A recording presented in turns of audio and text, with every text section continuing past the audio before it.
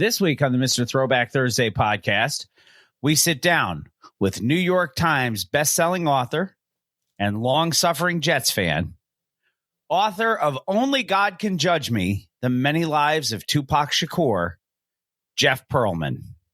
What else? Let's listen. It's not just any day. It's Mr. Throwback Thursday. All you kids want to get on and shit. You are now about to witness the strength of street knowledge. I'll be damned. At the count of three, I want y'all to tell me the name of my DJ. 1, 2, 3. Hoppers pop and the breakers break. The fellas say ho and the girls say hey. Give it up for the DJ, Mr. Throwback Thursday. And now, here's your hosts, Bill Winters and Mr. Throwback Thursday himself, Jamie Robinson.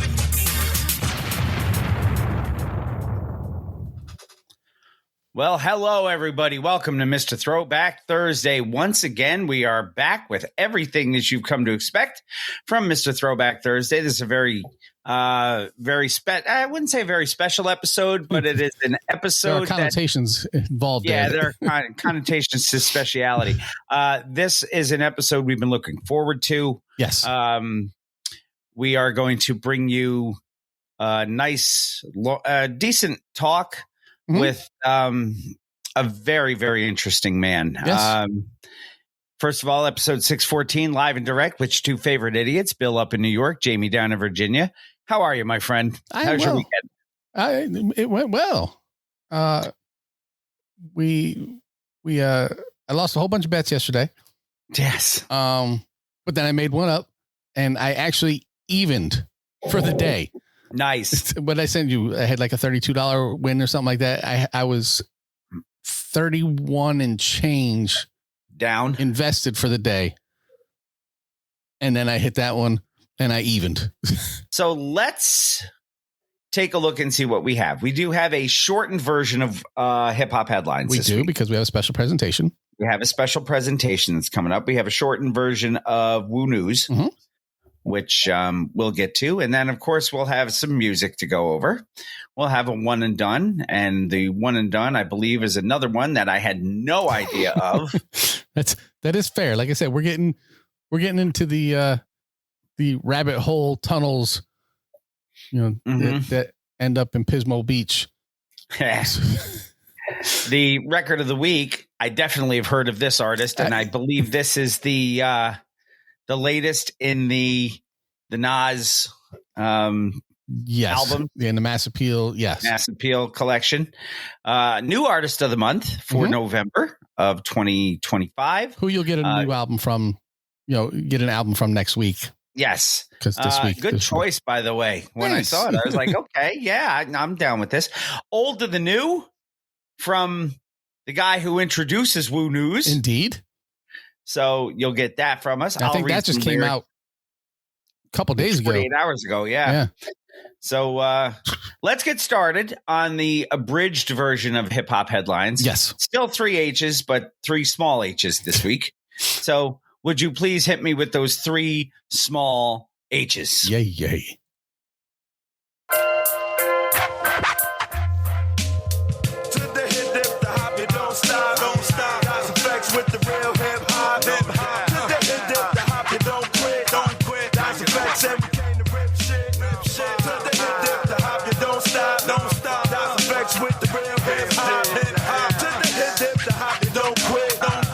This is Hip Hop Headlines, brought to you by Mr. Throwback Thursday.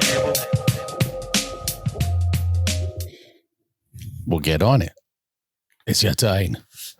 It is my turn. We are going to start with the return of Big L. And this comes to us from Hot New Hip Hop.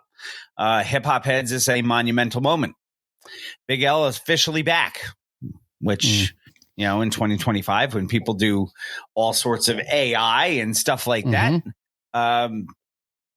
this is actual stuff that was recorded and vaulted, and the late, great Big L is back nearly 30 years after his passing. Mass Appeal is releasing a new posthumous album titled Harlem's Finest, Return of the King. It dropped on Halloween Day. Which is kind of creepy when you're talking about somebody's back after they died. Yeah. Yeah, I kind of thought it was appropriate. This project is part of the Legend Has It series, which is celebrating New York rap royalty. They brought out the heavyweights on this record. Features verses and freestyles from Nas, Hawaiian Sophie, Clifford Smith Jr., professionally known as the late Mac Miller, Joey Badass, Joe Budden, and more. That means we're getting both classic Big L material and collaborations spanning multiple eras of hip hop. We've already heard the single "You Ain't Got a Chance" with Nas. Fans are calling this one of the most meaningful posthumous hip hop releases in years. And that's saying something because there's been quite a few of them lately. There have. Soulful boom bap production, iconic freestyles, raw Harlem storytelling. This record isn't just about nostalgia. It's actually... It's a kick-ass record. It's about legacy. It is. It's Big L receiving the flowers he never fully got in his lifetime, and a reminder of why many still call him one of the greatest and underappreciated lyricists of all time. I would agree with all of that. I think a lot of it is because he had a limited body of work for obvious reasons. You know what, though? So did Biggie. But yes. Biggie has more panache. And Pun, yeah. Pun only had a couple records. But Big L was just so talented. Yeah. I was looking through the list, the track list and who's on it and everything. And I didn't see a whole lot of DITC members in here, which I thought was a little strange. And I don't know if they didn't want to be a part of it because, it was kind of like, let him rest. We don't want to do that. I don't know. Yeah. What makes Big L's legacy so powerful, even the 3 decades after he's passed, he would have been a top 5 rapper today if he lived longer. I would agree. Perfect. This record includes heavy hitters, Nas, Jay-Z, Method Man. With all these posthumous records coming out, I love them. There are some people who think it's just, a money grab, but I can see both sides of that. I mean, especially when you start getting into how many posthumous albums are you putting out for this artist? Yeah. How much stuff are you pulling off of the cutting room floor that was cut for a reason? It shouldn't have been released because it didn't live up to whether their expectations or the estate or the producer, whoever. It was cut for a reason. And when you start getting far enough down where, okay, I'm going to release the 3rd posthumous album because we have audio. I don't know. I don't consider this one of those. No, there's a reason that certain things stay in the vault. I mean, there are some records that did not need to be released. Yeah. I mean, Prince has a literal vault that is full of stuff. Like 50,000 tracks from what I understand. And you will probably never hear any of them. No. Because he said somebody in his family I don't like it, but I want to hold on to it in case I want to rework it or whatever. Unless somebody in his family is hard up for money and they decide to, hey, you know what? This has his name on it. I can make a buck off of it. So it is Hip Hop History Month. This is article number 2. The Museum of the City of New York brings us Hip Hop History Month is coming in strong in New York City, which is, of course, the birthplace of the culture. Hip Hop Won't Stop, a live celebration blending music, dance, and community. We've talked about this before. The event features beatboxing, breakdancing, specialties, The Missing Element, dance battles with Alvin Ailey Extension, and legendary DJ Tony Touch spinning classic records. It's going to be at the City of New York. The Museum of the City of New York is the full title of the place. This celebration invites fans to participate, whether you show up solo or with a crew, captures hip hop's core spirit, energy, competition, innovation, and unity. UNITY. That's a unity. Indeed. The night is topped off with food from Harlem's Au Jus and drinks at the museum's Park View Bar. Early bird tickets start at $25 with discounts for museum members and group bookings as well. It's presented in partnership with Works Process, Alvin Ailey Extension, and the Hip Hop Hall of Fame. The event also receives public support from the New York City Department of Cultural Affairs and the National Endowment for the Arts, which highlights hip-hop's continuing recognition as a vital cultural force. I need to go to more museums if they have bars in the museum. Yeah. I went to the Delaware Hip Hop Museum Symposium or whatever it was. Oh, okay. Well, you were up there? Well, that's where it was. Yeah. It was at the Delaware Museum of Art, and they had a coffee shop. They did not have a bar. That is going to do it for the abridged version of Hip Hop Headlines this week. Quick, fast, in a hurry. Don't worry. Flavor Vision ain't blurry. It is now time for our special presentation. So, do you want to play the special presentation Charlie Brown sound?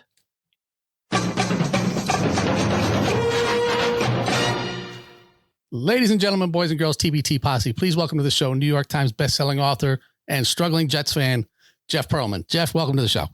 Oh, hey, I wouldn't say struggling Jets fan because I'm so adjusted to being a Jets fan. More like resigned to my lifetime of hell, Jets fan. Yes. It's sitting around and punching yourself in the face every week. Yes, it's wonderful. It's almost like I feel like I wouldn't even know what. If the Jets ever won a Super Bowl, I think I would actually be confused by the orgasmic feeling overtaking me, and I would almost like simultaneously masturbate as an entire body force. Like I wouldn't even know what.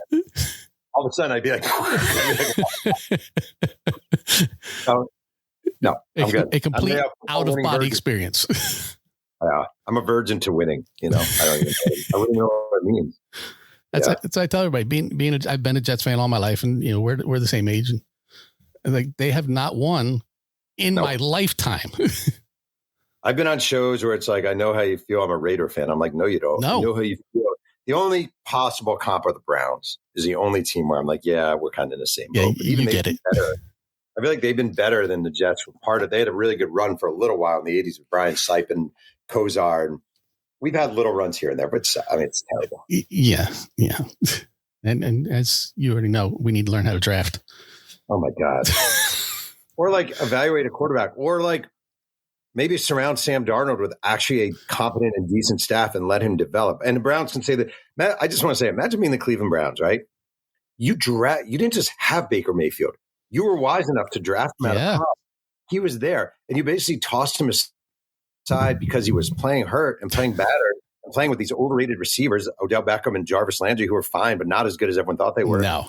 You cast this guy aside. He should be the MVP this season. And you're rolling out a fifth. What was Dylan Gabriel? Third round draft. I mean, it's just crazy. Yeah. It's an indictment right there. Yeah. No, I watched your Press Box Chronicles on the Jets, and I'm like, he left out Mike Nugent. Oh yeah. Mike Nugent. Yeah. Let's take a kicker in the second round. What about, what was his name? Christian Hacken, the guy from Penn State, the quarterback. Yes. Second round pick. Yeah. It's not good. It's not good. No. Greg McElroy. Yeah. Oh. Yeah. Oh, yeah. Great. Now, wonderful announcer on TV. So yes. Yeah. No, I had to get that out of the way. I actually own a Tom Tupa jersey. So like I've been there. I get it.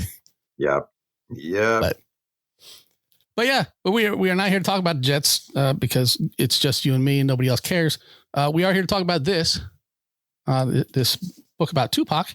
Only God Can Judge Me.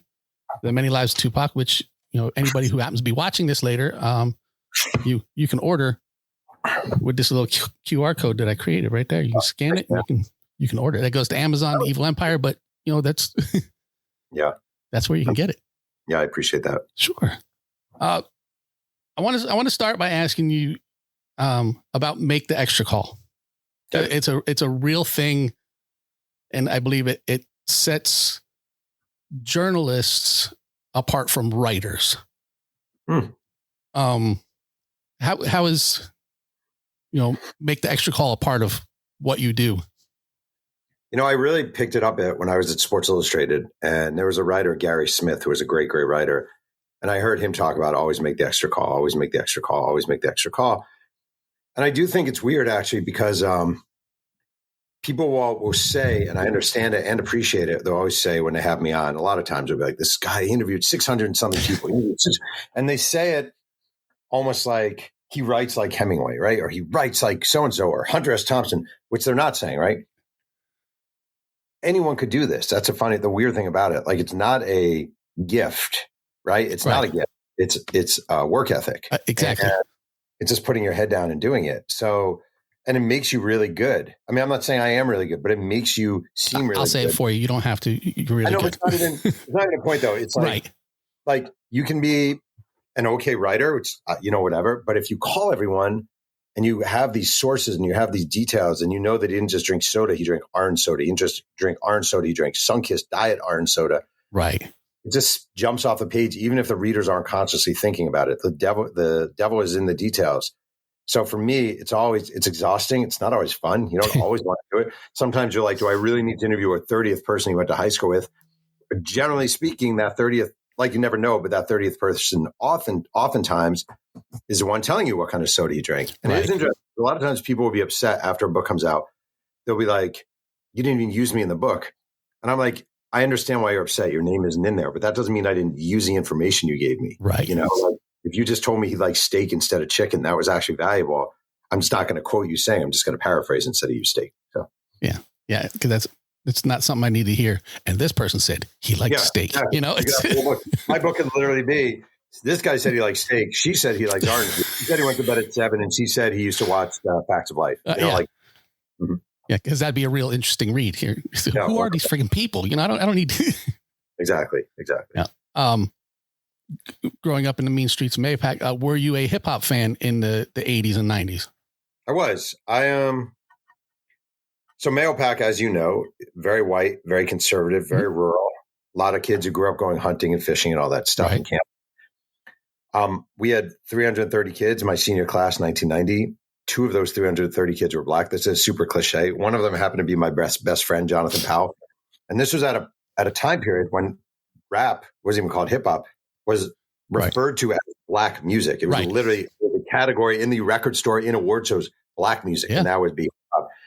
And John Powell introduced me to Public Enemy, and Black Steel in the Hour of Chaos in particular was a big song for me. And then Big Daddy Kane, it's a Big Daddy thing, and I Get the Job Done. Yes. And I told the story, and it's 100% true. I brought my cassette tape of It's a Big Daddy Thing to the high school dance probably in 1989. And it was in the cafeteria of Mahopac High School. And I asked the DJ to play I Get the Job Done. And I was just certain people are going to love this song. And this would be this in this ocean of like Whitesnake and, Warrant. Scorpions. Scorpions.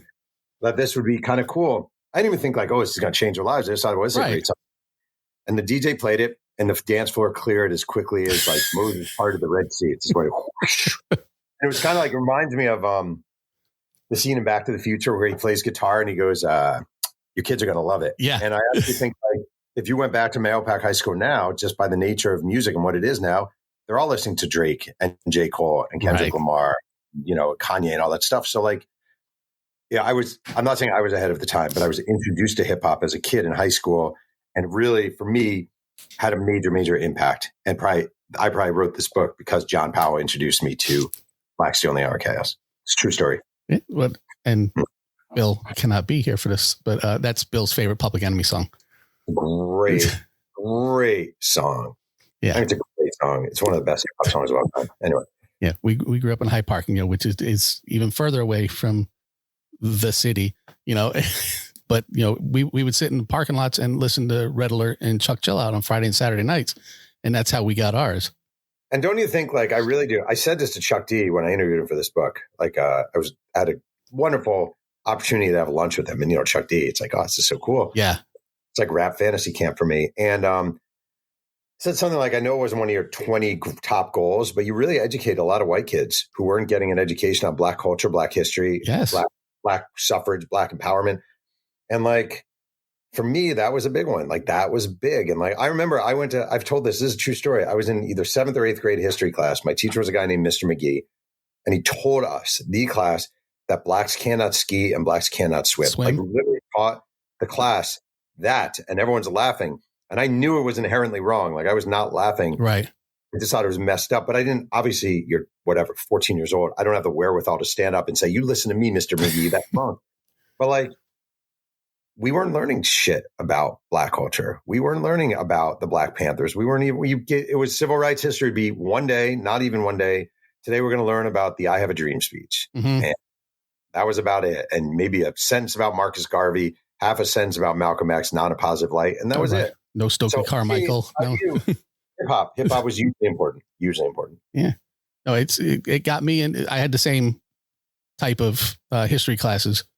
But at that point, I would go to the library in school and pull up the microfiche, and I would start looking into Stokely Carmichael and how the Panthers got their logo and Eldridge Cleaver. And, so when we were doing like reports on history, I would do like Black nationalists, and they'd be like, the hell's wrong with this kid? I mean, it's really interesting if you think about it. I can't put a finger on it. And it's a discussion I don't have very often. There are certain kids who, for some reason, white kids growing up in rural areas, a very small number who this stuff really are drawn to this. Mm-hmm. And I was one of those kids. I was just drawn to it. Like I just found, maybe it was sports. Maybe it was just seeing my family was too cheap to buy Sports Illustrated for me, get a subscription because nobody else cared about sports. Well, that's a full circle moment there. Oh, very much so. Very much so. Sports and hip hop, they didn't care about it at all. So I would go to the library and read through the old Sports Illustrateds in the stacks.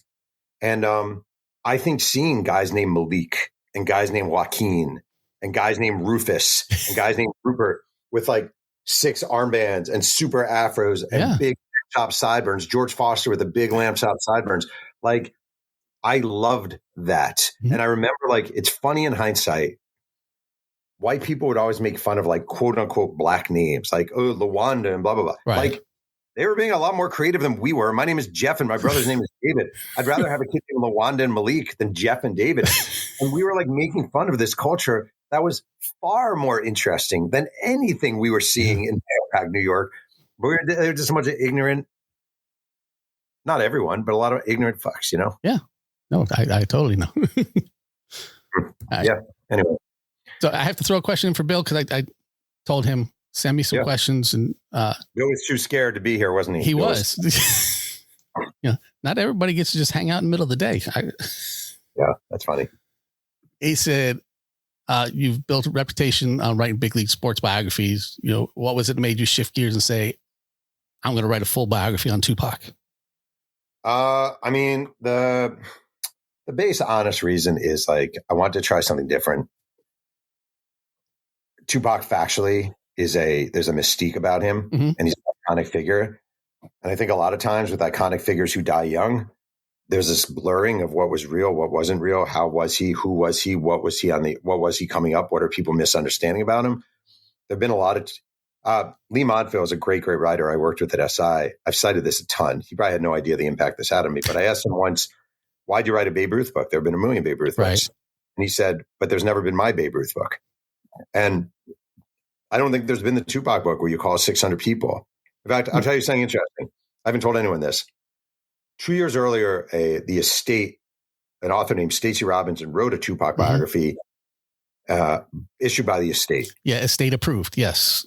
Estate approved. And I have to say she did a good job. I'm actually being sincere. No, I agree. Part of me that's but she did a good job. She did a very solid job. She talked about one kid Tupac was friends with in White Plains, New York. I wish I had this. I made it a footnote originally and decided you can still see me, right? Because you can still hear me. Okay. I made it a footnote initially and backed off and didn't do it because I didn't want to make fun of the person. But there was a kid Tupac was friends with. And in the book, in the estate book, it said Tupac's friend so-and-so, his mom was this religion and he came up this way. And when his dad died, they smoked the ashes and blah, blah, blah. It was some description. And the kid's last name, I think, was Davis. Well, I tracked this kid down. And he didn't even know he was in the estate book because they didn't call him. Which, fine. You don't call, most people don't call everyone. That's the thing. Most people aren't. The only thing in my power is I can call that guy. Stacey Robinson might be a million times better writer than me, but I know I'm going to call that person, right? Yeah, not just talk about him, talk to them. I'm going to at least try to find him. So I call this guy and I read him. I'm like, did you know you're in the book? He goes, no, what does it say? And I read him the passage. And he goes, everything in that paragraph is true except none of it. And he goes, I wasn't this, I wasn't this, I wasn't this, I wasn't this, and I wasn't this, but I was friends with Tupac. I'm like, that's like the thing. I'm not even dogging her. She did a good job. Like, but like, that was the book I wanted to write. I wanted to write the book where I call these people and I add layers to it. Like a good example is like, he went to Dunbar High School his freshman year. Dunbar in Baltimore, just famous for basketball back in the day. That's where like David Wingate went, Reggie Williams went, Muggsy Bogues went, and Sam Cassell went. And Dunbar is always a paragraph in books about Tupac. It's nothing. Right, because he was there and he was gone. Right, and then he went to Baltimore School for the Arts, which is this explosion in his life. And usually an explosion in writing. Sure. When you get to 100%. That segment, yeah. Of course, which is totally fair and justified. I'm not even blaming people. But I was like, well, Dunbar, I like looking for the small things that are underserved. I think there's got to be something there. So I look in the Dunbar yearbook and I noticed I actually had a writer for the Washington Post, a friend of mine named Dave Sheinin, who lives near Dunbar. I asked if he would mind going to Dunbar, taking a photograph of the entire yearbook, seeing if they had it and sending it to me. So he sent it to me. So I started calling people. And I noticed Sam Cassell is in the book. Sam Cassell, longtime NBA point guard. Sam was coaching with the Sixers, I think. I called the Sixers PR guy. I said, this is kind of random, but can you ask Sam Cassell if he remembers Tupac? Cassell calls me back. He's like, man, of course I do. He sat behind me in geometry class. I'm like, what? And he had like stories about Tupac, so like, it wasn't like groundbreaking stuff, but it was kind of cool. Right. I want to be the guy who tells you that they sat geometry class with Sam Cassell. That's a cool little thing for me. Yeah. Yeah. No, that's finding that extra piece that nobody else cared to find probably, or knew existed. Yeah. But you say, oh, well, I've got this. Now let me keep pulling this string and see where it goes. And also like one Sam Cassell analogy is cool, but 500 of those make a book, and like people are like, all of a sudden people are like, I didn't know that. I didn't know that. I didn't know that. Whoa, I didn't know that. So that's kind of cool. I like that stuff, Yeah. Yeah. Speaking of things I didn't know, everybody I read online already knew this. I'll start by saying I read a lot more fiction than nonfiction. Okay. I don't read a lot because I read very slow. As I told you, I'm a slow reader and it irritates me. But one of the things I like in fiction is an opening and a closing of a book. Yeah. They have to be strong for me. I mean, you can fill the rest of the middle in if you know how your story starts and ends, which is why I don't read Stephen King. He doesn't know how to end a book. But it's like Clive Barker has an opening. It says, there's no one point from which this or any story springs. And then he ends it with the line, in this story having no beginning shall have no end. How funny. Your book does the same thing for me. It has an opening and a closing. Yeah. That while they do tie the middle together, they have nothing to do particularly with the rest of the story. So when I saw the picture in the book in Lumberton, because I saw the picture before I got to the story, obviously, and I was unaware. Like I said, I'm not internet guy who knows everything about Tupac like everybody else says they do. So what takes you to put Brenda in the beginning and Lumberton at the end instead of layering them into the rest of the book like every other story? Well, the Brenda story, which is the song Brenda's Got a Baby, and basically I found the baby who inspired this story, which was a baby who was thrown down the trash heap when his 12-year-old mother gave birth to him. Long story. The first Tupac song I actually ever heard. Oh, yeah. It's a great song. Yeah. It's still a great song. I still love that song. I remember it on Yo MTV Raps. Yeah, it was great. The video was an Alan Hughes directed video. It's a great video.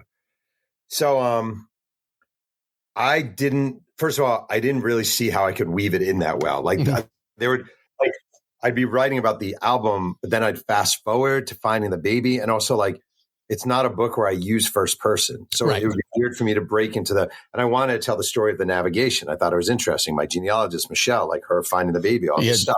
Like she gets much props from me because the insanity just from reading what you said she did, Yeah.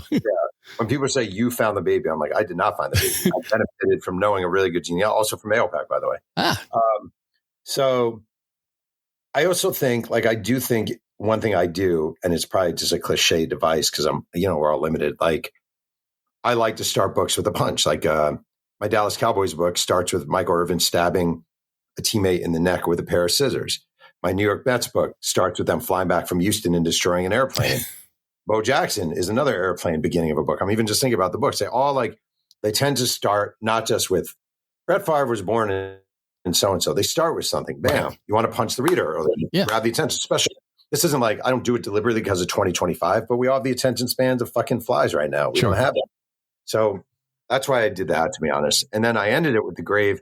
I originally actually started the book with the grave and then Brenda, or vice versa. I had both. And a friend of mine, Michael J. Lewis, not Moneyball Michael J. Lewis, thought, why not put the grave at the end as kind of an end? And it actually makes sense because he is dead. And even though you know about the book, he's I have a question about that too, but I'm gonna save that to the end. Go. Okay. But even though we know he like if you're reading this book, you're probably aware that he died. Yes. There's still something profound about at the end of a book, it's over, and then you're like, holy shit, yeah, he found he's at the grave. Right. That's crazy. So it seemed like overall Michael J. Lewis was 100% right. It was a good way to end. Yeah. No, I agree. It was a good way to end. Yeah. Thank you. I appreciate it. 700 people, roughly. I'm sure you have the exact number. 652. Okay. Yeah. So we round. We'll say 700 people. Looking back, which interview or source or what changed your understanding of Tupac the most from what you preconceived notions going in? I mean, if I'm being honest, and I don't want her, she hates getting attention, but his sister was a really jarring experience about the poverty they went through. Mm-hmm. And when you have someone, it's one thing to hear about it. Like you said, like back in high school, you're reading about the Black Panthers movement. It's another thing to fucking hear it directly. Like one thing to hear about E.P. Newton. It's another thing to have lunch with him. Right. And having lunch with his sister was an eye-opening experience for me about what they went through, the poverty they went through, etc. And I just that was for me very, very eye-opening, very, very eye-opening. And just along the way, there were a lot of people who I interviewed, former Panthers, former drug dealers, etc. I didn't know where this book was going. I didn't know how sad this experience would be. Like it was a sad book. It's not a happy book. No, it's not a celebratory book. It's a sad book that ends with the sad reality that even though we talk about him in such present ways, he's dead. He's been dead for 30 years. He does not exist. Tupac Shakur does not exist. And and 99% of people only know Tupac the rapper and the actor. They don't know the shit that he went through to get to where he was. Exactly. I mean, so you read this and it's a gut punch. You're like, well, yeah, I've heard stories here and heard stories there, and Jada talks, but to see it all laid out and to hear it from the people, you're like, holy shit, I agree 100%. I agree. It was very, it was jarring to me. I always say, like, I always write on my hand, right? I always write I literally have writing on my hand. Like I write on my hand, just things to remember as we speak. Wait, I want to show you because I literally always have numbers or letters or stuff. And I literally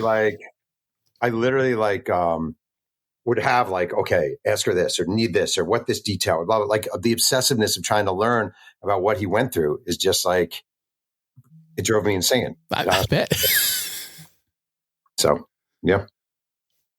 And with Pac being such a mythological character, really, within hip hop, how do you, which part of his story between being Tupac personality and Tupac the person, did you find it hard to reconcile?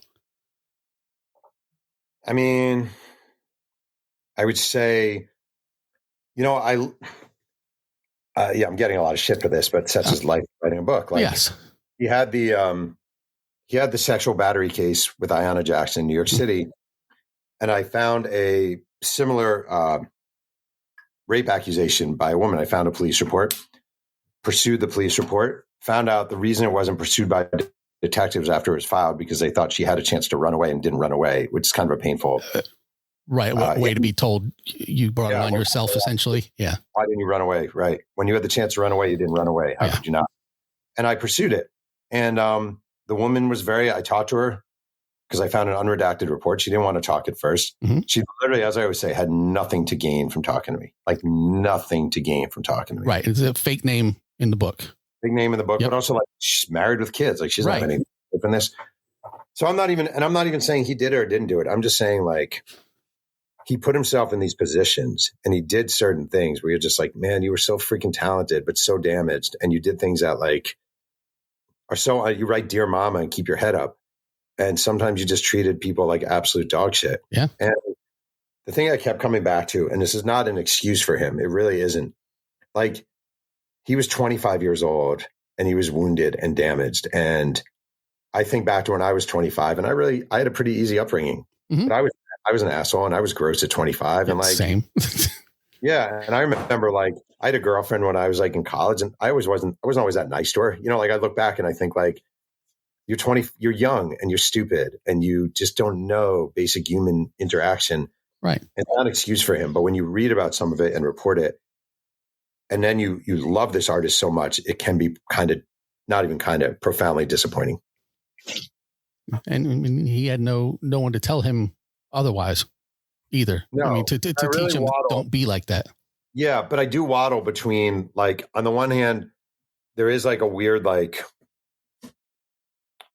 you should know not to, like, there are certain things just humanly you should probably know. Right. And on the other hand, there's the having a life of trauma. And I think if you become too, like, you know, if you lean too hard in either direction, you're kind of looking at it through a flawed lens, I guess what I'd say. Yes. But, and that's kind of one of the other things I want to ask you, you know, when you go through all this, where is it that you draw the line between a celebration of Tupac and a flat out by the numbers storytelling of this is exactly what happened and how it happened?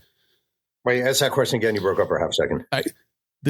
How do you decide as far as what to include, I guess, between a celebration of Tupac, you know, I want to write this book to celebrate, and, like, a critical biography?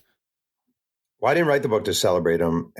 Truly, I didn't write the book to be critical of him. Like, to me, it's a biography, period. And, like, in a way, that story with the alleged rape is a perfect example. Like, that story does not help me. No, I've seen it online. It's not helping you. No, it doesn't help me. It doesn't help me. I knew it wouldn't help me. Like, I knew it wouldn't help me. I'm not dumb about this.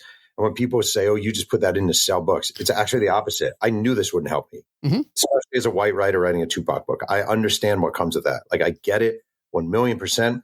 I don't think I knew to the degree I now know what I was walking into a little bit. Maybe I was a little naive. Oh, the book is so, like, it's hard even getting people to read books these days. Yes. It's just, so, like, the number of people I've had who would be like, blah, blah, blah, blah, blah. And I'll be like, well, did you read the book? I'm not reading that freaking book. Exactly. Yeah. It's You're not reading the book that you're killing me on. It's just so, the bottom line is, for me, and there are a million flaws in this, I recognize, like, I consider journalism more important than I do selling books, even though I want to sell books. Well, obviously. I know, but, like, it's easy to say. Like, I do. I consider journalism more important than selling books. I do. And, like, I just don't know how. I said this on Edie I Mean's podcast to some groans and some applause. Like, I don't know how you write a book about Tupac and you write about the Parker Meridian situation and you find out 4 months earlier a nearly identical situation happened and you don't write about it. I just don't know how you do that. So, well, that's the people who are trying to protect the memory of Tupac, not tell the story of Tupac. It's a very big difference. I mean, I remember when I was writing the book about the Shaq Kobe Lakers, Three Ring Circus, and I was writing about Eagle, Colorado, when Kobe was on trial there, right, for rape, sexual assault, and people were showing up at his trial in Kobe Bryant jerseys supporting him, right? Yeah, we love Kobe. Kobe would never do this. Kobe would never do this. How do you know? Like, how do you know Kobe would never do this? Like, because he's great at basketball? Yeah. How do you know for sure? And I'm not saying on the other side, how do you know he would do this? You don't, right? It's the same with this. How do you know because you love Tupac and he's a great songwriter and he's your favorite rapper and he was in Juice? How do you know for sure he wouldn't do this? Right? How do you don't? So I just think there's a lot of, like, he would never do this. And he definitely did it. You don't know. So the job as a journalist is to present the facts, do it in a fair and honest way. And that's what I tried to do. Right. And so Bill has a question, and you've kind of already talked. Bill has a question, and I'm gonna read you Bill's question, and then I'm gonna read you my approach to the question. But they are the same exact question.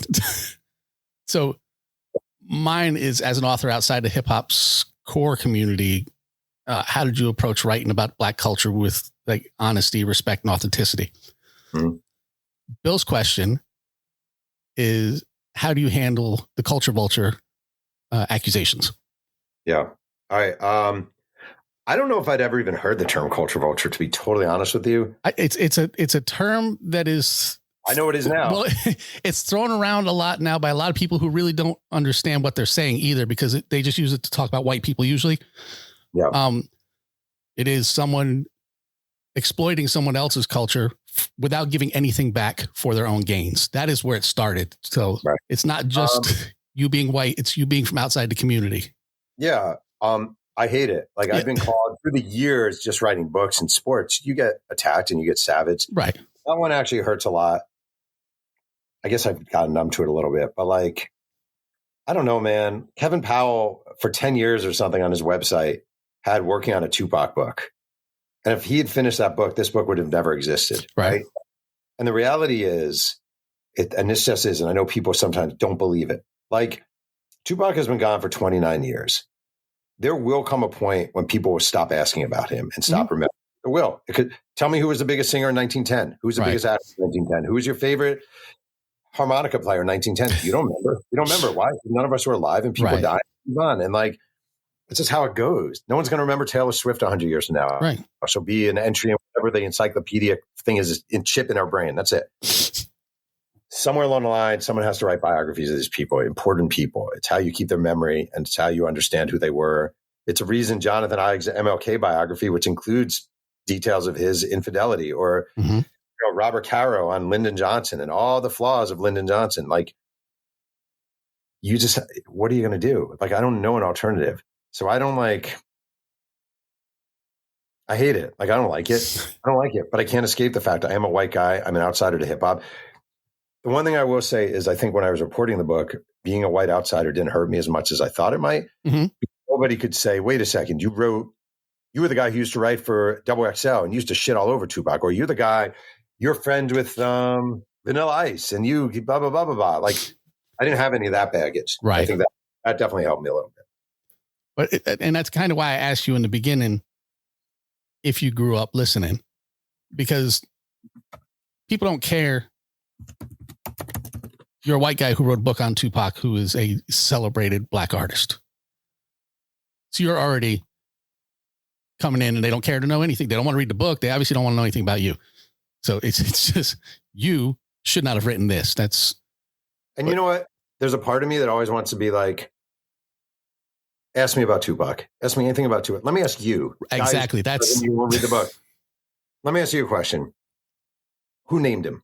How did he get his name? Oh, I know his name. It was like Paris Crook. Okay, why was it? Right. Tell me why it was. Who's Paris? Tell me who Paris was. Tell me who it is. I know who it is. Now I know. What was it? Who named him?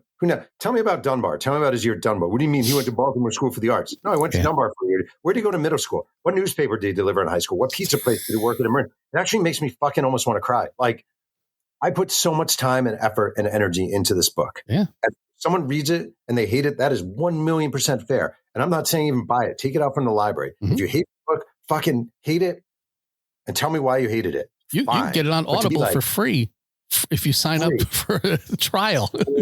Free. Yeah. Tell me, give me fucking read the book and tell me. And I acknowledge I screwed up early on when I did a podcast. You might have seen this about 4 months before the book came out. I was on an unrelated to Tupac podcast, and they asked me a quick question about Tupac, and I gave a really shitty, lazy answer where I was like, the thing about Tupac is he wasn't really good at fighting, and he wasn't good with a gun, and blah, blah, blah. Not that that's come back to bite you. I mean, it's one of my great regrets of my career, not just of my career. And like, it was a lazy answer in a setting, like it was just a lazy, bad answer. And the truth of the matter is, though, at the same time, like, I'm like, all right, I'll actually talk about it and I'll explain it. Actually, can I explain it here real quick? Please. Just to make me feel better? All right. Quad Studios, I tracked down the EMT. No one else has ever interviewed the EMT. Right. Tupac actually shot himself in the test skull when he mishandled a gun. Yeah, it's the name of a chapter. Right. Shot me in the balls. Yeah. Shock G used to talk about how erratic Tupac was with a gun. Kendrick Wells, who has since passed, but was one of Tupac's closest friends, talked to me about who Tupac misheld guns, didn't hold guns the right way, blah, blah, blah, blah, blah. There are myriad examples. Oh, his manager, Watani, talked to me, who actually trained the Panthers in self-defense, talked to me about Tupac's erraticness with a gun. Now, yes, he shot the guys in Georgia. Yes, there's a video of him at a gun range, right? So like me saying it the way I said it was super clumsy, and stupid, actually stupid. But it wasn't without research about a guy who did shoot himself in the balls. But he only needs accidentally. One, right? He actually said that. Yeah, it's funny. And also like even like the can't fight, like stupid. I was getting death threats over this shit. Like death threats for that. Actual death threats. I know where you are. Hey, dumbass, how could you left your family, your pictures of your wife and kids on your Instagram feed? Well, that was dumb of you because now I know who they are. Yes. Over saying that. Fighting.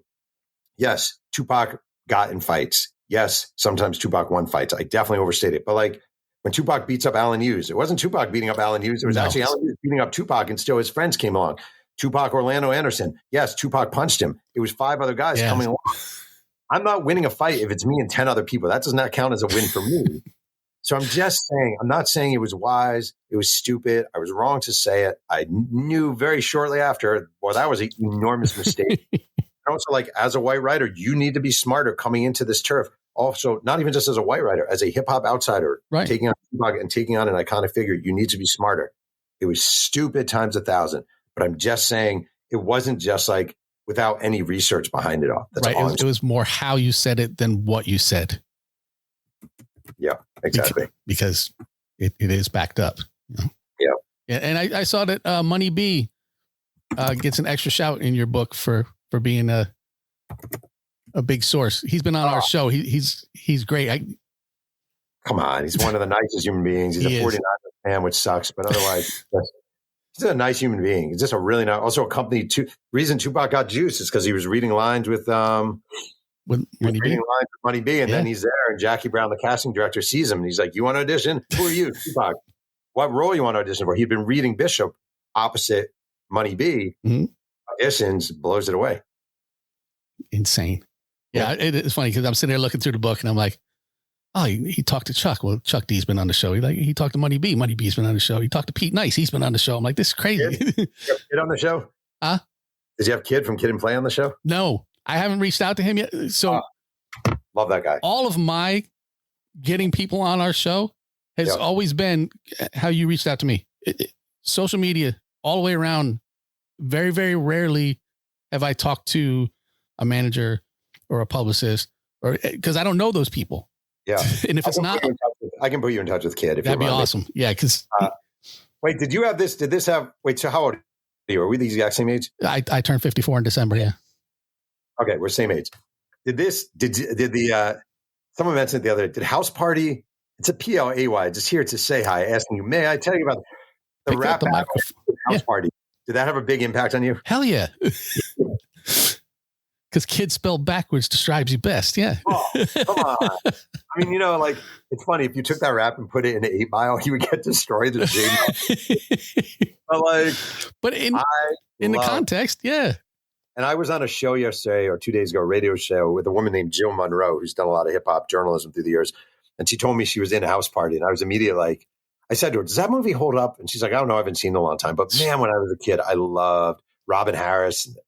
That is how I got introduced to Robin Harris, is from that movie. And he is one of my all-time favorite comedians. Don't you think Robin Harris, if you only know him from House Party, he'd be like, if you were alive, he'd be like, you only know me from House Party? That's how you know me from House Party. It's like, yeah. But man, the rap out on House Party is like, and the dance off. Oh, come on. It was so, it makes me a little sad in a way now. Not really, but seeing them tour and like, I can't say it makes me sad because Kid is such a nice guy, but like I have such fond memories of like the high top fade. Yeah. And the clothes and like, yeah, that one did it for me hard. Yeah. Another thing for a white kid, 2 white kids watching House Party and being like, most kids in Mayo Pack were not watching House Party again.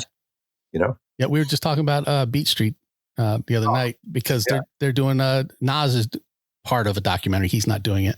They're doing a documentary. It's Beat Street. Where Are They Now? Oh wow! And it's getting a lot of the people back together. I think it's like 19 people or something. It's in tomorrow's episode as we record this. Whenever anyone says like something too, I always instinctively say Electric Boogaloo. Always. Are you familiar with this whole 6-7 thing? Oh yeah, I just learned about this the other day. Yeah, I just learned about it a couple weeks ago. But I posted about that on Facebook the other day. I said, this new generation can have their 6-7. I always have something to Electric Boogaloo. Yeah, exactly. We'll take that, damn it. Yeah. They don't know. No, they won't know. Yeah, we had Groove from Groove Be Chill on our show, and then he died shortly thereafter. It was kind of weird. Man. But yeah, we had him on here, and and Chill is in a wheelchair now, and it's just it's interesting how hip hop is such a new medium that we're just now over the past decade having oldies acts in hip hop. It's kind of interesting. Like Frankie Avalon and Frankie Valli and blah blah blah. Like those acts have been touring forever. Now you have Earth, Wind and Fire and Kool and the Gang and Chicago and whatever touring as oldie acts. Hall & Oates touring as an oldie act. Hip hop is so new that suddenly Kid and Play and Tone Loc and Young MC. Yeah, on these I Love the 90s tours and stuff. Touring as oldies acts. It's very interesting. I saw that I Love the 90s tour. I went with my wife.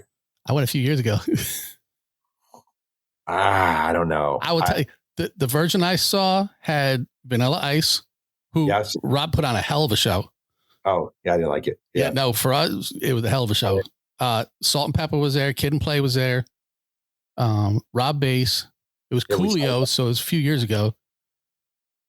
And then it was did you have Color Me Bad? Color Me Bad and All for One.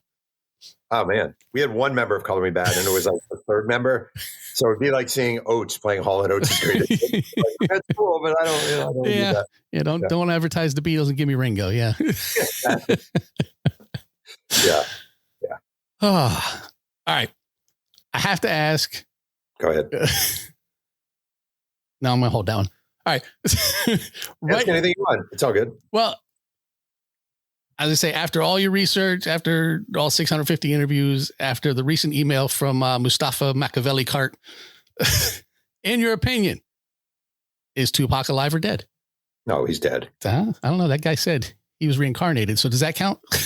I don't think so. I mean, look, I interviewed the guy who did the autopsy. I interviewed the coroner. I spent a lot of time with Yasmin Fula, who was there at the end. Right. I think it's exhausting. I know it's exhausting for the family. Oh, I imagine.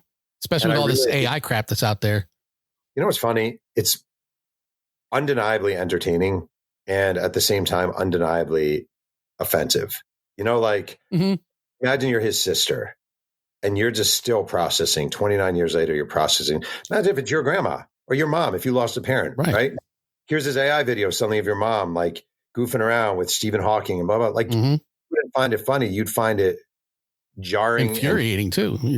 Yeah. I think like these people are like, oh, it's just fun. Well, it's not fun to the fucking people. Tupac was a real human being, he wasn't your puppet. He was an entertainer. He was a real. You're not having Charlie Brown up there doing stuff. It's a live person. Exactly. Was a live person. And as is Mr. Rogers. Like I'm sure Mr. Rogers had family, and he's like, what the hell? I don't know if he was a Wu-Tang fan or not, but I think no. You never know. He had layers, that guy. Yeah, that is true. It's true. And he and Wu-Tang for the children. So it's a whole big thing. Yeah. What's one big thing you hope people take away from this book, aside from just the facts that they're going to read? What do you want them to take? Yeah, I think for me, it's very important that people understand the trauma that informed his worldview. And as Yasmin said to me, Black trauma in America is a pretty unique form of trauma. Fatherless. Again, I actually think to me, the thing that's most jarring is your mom is your hero. Your mom is a hero. Right. She is the hero. She is a Black Panther hero in America who should be taught in school books. And you watch her become a crack addict before your eyes. Imagine, all of our parents let us down at times, as we do as parents as well. We let our kids down at times. But to watch that happen and watch her fall apart, I mean, it's just has to be the most torturous, traumatizing thing ever. So So I just want people to understand what he went through and what informed him and what guided him. And I hate when people are like, well, he was an adult. Like, I actually think, like, at least understand what he went through and understand the different layers of it all. I just think it's really for me, again, like, we're two white guys from the sticks. Right. We in our lives have decided to take the time and acknowledge it wasn't our journey, but try to understand what someone went through and what informs what they went through. And I think if a lot of people wind up doing that, I'd feel really, really good about this book. Even though Amazon ran out of it for 4 fucking days during its first week. Quality move, Amazon. I told you, the evil empire. No kidding. That takes your legs out right there. I mean, on the bright hand, it's sold out, which is kind of amazing. Yeah. On the other hand, it's not always great when they can't find a book. Yeah.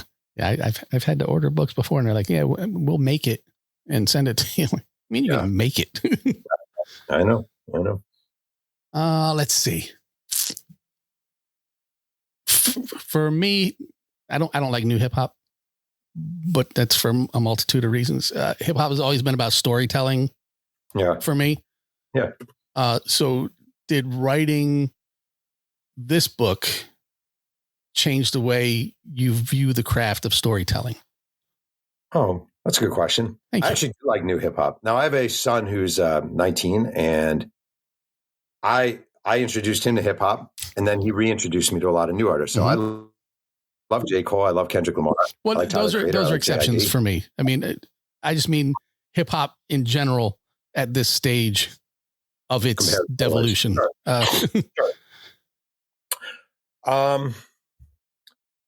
I think what this book did for me, hip hop wise, like, so it's easy to be like, I always loved Tupac.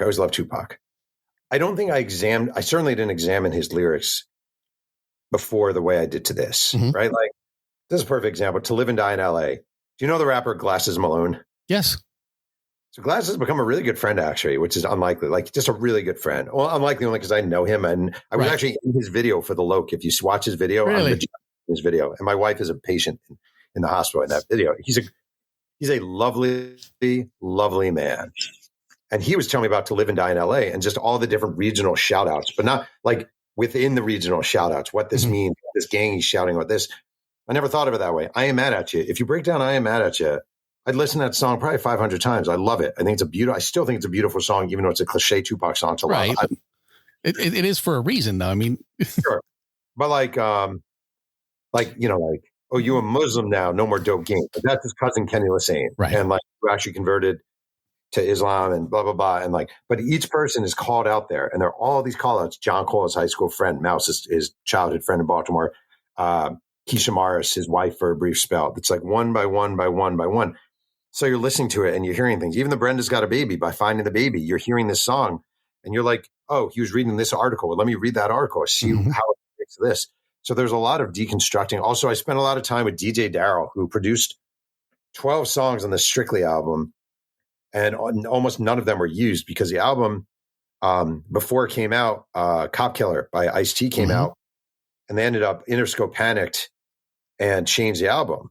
So like, now I hear that album and I realize why I don't like it. I don't like it because it basically isn't the album he wanted to produce in the first place. I think it's a pretty marginal album, to be honest, as far as Tupac goes. That's right. Sound is on it. Keep Your Head Up is on it. Otherwise, it's kind of forgettable, in my opinion, as Tupac albums go. The Body Count album was better. I would say so. Body Count, we used to listen to that in college, man. And that was like... I have a ticket stub here. It's right out of my reach, so I can't grab it. But on my 21st birthday, I went and saw Exodus, DRI, Propane, and Body Count at the Chance in Poughkeepsie. Wow. And that was the Cop Killer record that he was touring. Did you stop off at the Poughkeepsie Galleria on your way to that show? Yeah, it's a little... That's town of instead of city of, but yes, I spent a lot of time there, and at the South Hills Mall prior to that. Correct, 2 malls in the same weird town. Yeah. So that, I think, was the main thing for me, like deconstructing of lyrics, kind of digging deeper into it, understanding what he was talking about. It's not just a song; it's a message to certain people. Right. Also, all the writing he did when he was in Clinton in prison, he comes out and he has, a lot of it was fueled by his anger over being there, his anger at Biggie, weirdly, his anger at life, his anger at his family, always asking him for shit. Like, I think he came out and he was just charged up and ready to go. I didn't know that. I thought All Eyes on Me was a great album. I didn't know it fueled it in the same way. So, yeah. Yeah. I wondered, after reading a lot of this, he seems very, very paranoid. Oh, very. And I don't know if that's because of the weed or if it's because he actually had something. I mean, he was raised by a Panther. Always thought she was being watched. Right. Reason, because a lot of times she was. She was. I mean, when I talked to Jim Belushi on Gang Related, he said Tupac was always very twitchy on the set, like always looking around, did not like crowds around him, was kind of concerned about it. That's the thing, being on death row, but also kind of losing a little interest in death row and knowing Suge Knight's reputation and his behavior. You know, it's a little scary. Suge Knight cast a very long shadow. Yeah. He had I don't know if he still does. He had a podcast from jail. He does. He still does. I haven't listened to it. I would call it, you can believe at least 10% of what I'm saying. Guy. Yeah, I said they should have called it A Night in Prison, but it's not what they called it. Very good. Or do you like sugar with your coffee? Indeed. That was terrible. Yours is much better. Sugar bear. Yeah. No, I think too, he and Suge, from what I've read in this extensive telling here, were both of the same, cut from the same cloth. Neither one of them were gangsters, but essentially turned themselves into, not even made themselves be viewed as, but ended up turning themselves into gangsters. Yeah. I mean, Layla Steinberg said to me recently, because we were talking, she's like, Tupac wasn't a gangster, but he was a warrior. And I thought that was pretty good. That's actually a good summation of it. And Suge Knight wasn't, I mean, he was Sugar Bear in Compton. He wasn't rolling with the gangbangers. He was playing football at halftime. He was playing in the marching band. Yeah. That was a crazy thing. I saw that and I was like, I couldn't even, because I was in the marching band in high school because I couldn't play football, but I could play drums. But I couldn't imagine running back there to the locker room, then running back out and then running back in and running back out again. Yeah, he did. And Suge was a really good football player. He was a good musician. He was a smart kid. But everyone said, like, you know, as Mob James said to me, he wasn't, and Solomon Wilcots, former NFL player, told me, like, Suge wasn't rolling with the mob Pyrus. He wasn't wearing a bandana. He wasn't wearing the red bandana, or, you know, it just wasn't who he was. So. All right. So Bill wants to know, what's the one thing you found that surprised you the most during your research? All right. So I'm going to do something. People always ask, I get asked that question quite a bit. I figured. No one diagnosed Bill, but it's kind of one of those questions. And I always give like the same 2 or 3 answers, but I'm going to try to think of something different. So it may not be what surprised me most, but a surprising thing that you found out. Okay. Here's a very tiny surprising thing. He would go to high school at the Baltimore School for the Arts, and he would show up with a baby bottle with a nipple on it, and he would drink water all day out of this baby bottle. So he would have a baby bottle with him all day, drinking water out of the baby bottle, which I thought was really funny, kind of endearing. He was endearing, man. He was endearing. Like, he really was. As a young man, especially. It's not a great answer, but no, you know. It's a different answer though. And I try not to ask questions that I know a million people were going to ask you. Bill is dragging you down, man. Yeah. The other thing I like, someone described Tupac as a kind of kid who would gently remove a ladybug from his hand and place it on the leaf. I thought, such a beautiful description. And I remember there's a writer named Russell Baker from the New York Times way back in the day. And he always said, it's very important to have your villain every now and then lean over and smell a rose. And I always think that ladybug example was perfect. You know, Frankenstein's monster. Yeah. All right. Well, thank you for taking the time to sit down with us. Oh, yeah. Great questions. Except for Bill's questions, which all sucked. Well, yeah, but, you know, it's Bill's fault. Always. Awesome. Take care of yourself, brother. And we will put the link not to Amazon, because we want people to be able to find the book. No, it's back on Amazon. It's fine. I just want to say also, I really appreciate you reading the book. A lot of people just ask questions and don't, and I appreciate it. Yeah, so. No, it's called research, man. That is true. What was that? Yeah. Thank you so much, man. All right. Take care. Once again, big thank you to Jeff Pearlman for joining the Mr. Throwback Thursday show to talk about his new book, Only God Can Judge Me. Really, really good book and a fantastic interview. You really knocked that one out of the park. I really wish I had been there to be part of it. But like you said, some of us actually aren't retired from military service and have to work. But Jeff's not retired either, and he was there. But that's his job. I would have loved to have been there, especially since there was a lot of stuff. Now I had sent you the questions, and I thought you were afraid to be there. That's what I heard. Yeah. That's not all I've heard from what I understand. Apparently, I am the anchor because somebody has something dragging you down, man. Yeah. and as you heard, we have permission. Yes. To put that in the show now. So now, anytime, it's no longer just Bill's fault. He's also bringing us down. Yeah. Like ELO. Don't bring me down. I just love the fact that one, Black Steel in the Hour of Chaos. Yes. Big shout out for that. And I love the fact you acknowledge that is my favorite song as well. When you can't be there, I have to say the things that I know you would definitely say. Mm-hmm.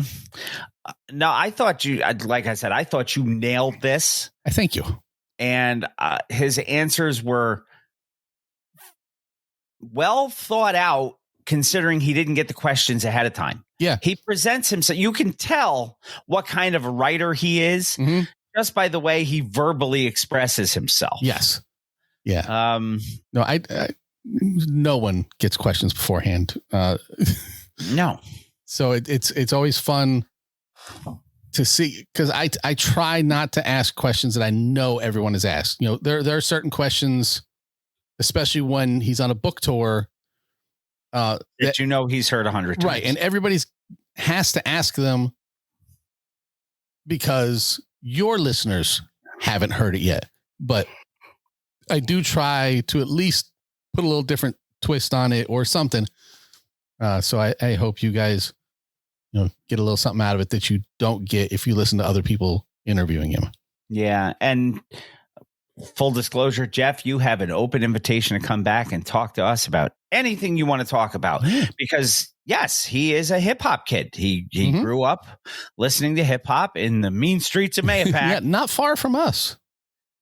I said, it's funny that, he talks about Mayapack being as lily white as it is, considering it's named after an Indian reservation or an Indian tribe. Yeah. The Mahopek, which settled in that area. Indeed. And he knew about our malls. He did. He did. He didn't know him the way Chris Rock explains him. No. He may not have known him at that stage, though. And the fact that we had another person on this show who appreciates the genius of Robin Harris. Yes. As much as and we the movie do. House Party. And the movie House Party, as well as, everything else. And we joke about the fact that there's 409 pages in the book. Mm-hmm. That's less than a page for every interview he did. Yes. Over 650 interviews. It's crazy. It's crazy the amount of work that went into that. It had to have been a labor of love. So, yeah.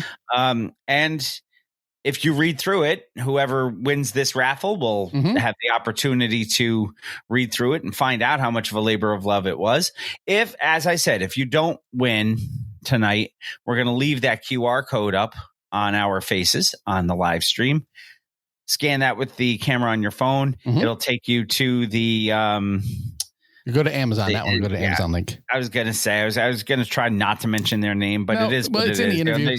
They run the world. So the Evil Empire will take you to Bezos Land. Yep. You can order, or if you are John Henderson, you can take the name of the book and go to your local bookseller. Yeah, everybody can go there. This is just an easy. Yeah, the easiest link that I could throw in there, because I know exactly where it is. And So I will say this, it may sound a little cheesy. Tupac once said, "I'm not saying I'm going to change the world, but I guarantee that I will spark the brain that will change the world." Yes. This book, Pearlman's work, reminds us that stories, whether they be written on paper, painted on walls, spit over beats, this is how these stories and the sparks are kept alive. One more time, we want to show a huge thank you to Jeff Pearlman for joining us, and a thank you to you, the TBT posse, for always keeping us going and demanding that we bring you stuff like this, because this is this was educational for us too. So Yeah. I think everybody gets something out of this. I wish good luck to everybody entering the drawing for later on. Somebody's going to win a very, very impressive book. Yes. If you are not the winner, though, by all means, it is well worth the dollars you're going to spend to get this book. And even though Jeff said in the interview, yes, he wants to sell books, but that's not the main reason why. But you know what? Let's help him. Let's sell some books for him. So, because he said, just you can go to the library and get it. You can sign up for Audible and get it for free. Get it for free. Yep. You know, there's if you seriously don't want to pay, you don't have to. And somebody's getting my copy. So.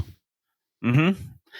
So that was, again, Jeff Pearlman, who, oddly enough, I have one of his books already. Mm-hmm. I have the Mets this one. This is his 11th one.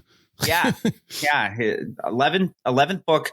First one on any non-sporting personality. Yes. Yep. And like I said, I have the New York Mets one because it was given to me for Christmas last year. And I basically devoured that book in about 2 days when I got it. Because he's a very easy read. Yeah. Yep. So thank you once again to Jeff for joining us. Please don't be a stranger. Please come back and join us again. We look forward to having you. Believe that is going to do it for segment 1 of the show. I don't know. There's one more thing there. Oh, yes. And now... You really want this, huh? Yeah, it's a thing. It's got to happen. And now, new school news. Hot new hip hop shows us that Diddy is making friends with fellow inmates in a cheery new prison photo. And that, my friend, good for fucking him. It's good to have a friend. It is. I hope you get all the back hugs you want. Yep. All the ones you gave out over the years are all coming back to you tenfold. Yes. Enjoy your Carl Winslow moment, you motherfucker. And that is enough of that shit. Now we can take our first break. Yes, we can. When we come back, we're going to have back to our normal menu of stuff. We're going to have some woo news, and then we're going to get into some music on Mr. Throwback Thursday, episode 614. Watch this, clap your hands to the beat. Watch this, clap your hands to the beat. Yo, what's the deal? This is AG, one half of Show NAG, and you're listening to my homeboys, Jamie and Bill, on the only classic hip-hop podcast that matters, Mr. Throwback Thursday, DITC for life. Hardy, throw those L's up. Let's go. The giant, that'll be a miracle whip, so everybody crowd around, and let's all get down to the soul clap sound. So pump your fists. 1 2 1 2. What's good, yo? This is Ghostface, straight from Staten Island, New York. And right about now, it's time for Woo News with Jamie and Bill. Y'all know what it is. Get it correct. Mr. Throwback Thursdays, Jamie and Bill. You know what I mean? On Woo News. That's what's going down right now. Y'all check this out. Exclusive. Peace. The RZA, the Jizza, Raekwon, Master Killer, Inspector Deck, You God, Method Man, Ghostface Killer, and Old Dirty Bastard. It's now time for Woo News with Mr. Throwback Thursday. Shimmy, on it. Welcome back, Mr. Throwback Thursday, episode 614. It is indeed time for Woo News. We have a couple of pieces of Woo News for you. Mm-hmm. This first piece comes to us from Hip Hop Canada. Because, yeah. That's a thing. A toast face in the dirt. Toast face Grilla is back just in time for Halloween. I hope everybody had a good and happy and healthy, safe Halloween. Yes. Check all your candy. You might find something in there that you don't want, like the Epstein files. That's what everybody wants. I know. I'm just teasing. I saw that somebody was like, yes, I looked at my Twix and there was a thumb drive with the Epstein files on it. It's like, tucked good. Inside like a razor blade. Yes, like a razor blade. Toastface Grilla is back just in time for Halloween, stepping into a cinematic new dimension. Today, the Wu-Tang icon dropped a haunting new single, Ancient Dirt. Yes. Which is subtitled Letrusco Ucide Ancora. Yes.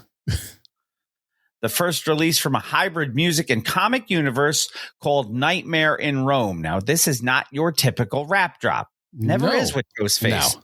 It's part dystopian sci-fi narrative, part hip-hop experiment, part Italian film score. This sounds like a Cool Keith record. It kind of does. Produced by Italian electronic visionary Lorenzo Seni and historic soundtrack label Cam Sugar. The project imagines a future Rome torn apart by class warfare. Toastface plays the narrator, guiding listeners through rebellion, ruin, and resistance. This has almost the way it's describing it.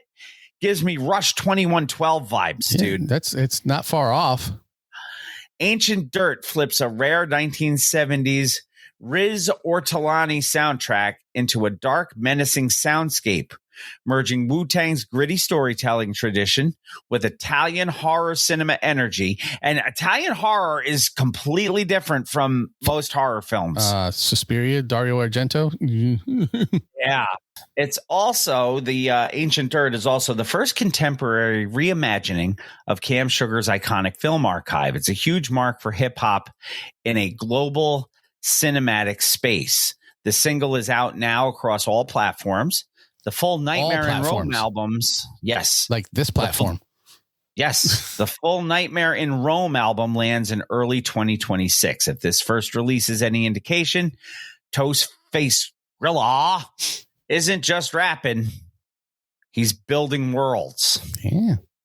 And, that is basically it, other than the fact that ODB is still not alive and YouGod is still the 10th best MC in a 9 MC group. He is, but once again, better than us. He's still better than us. Definitely has more platinum records than we do. He does. He does indeed. Let us get to some music, shall we? Yes, because that's what a lot of people come here for, not to listen to us. Well, the music is definitely part of this, and we promised that we were going to have some good music this week. Yes. And let us not welch on that promise. It is time for the one and done.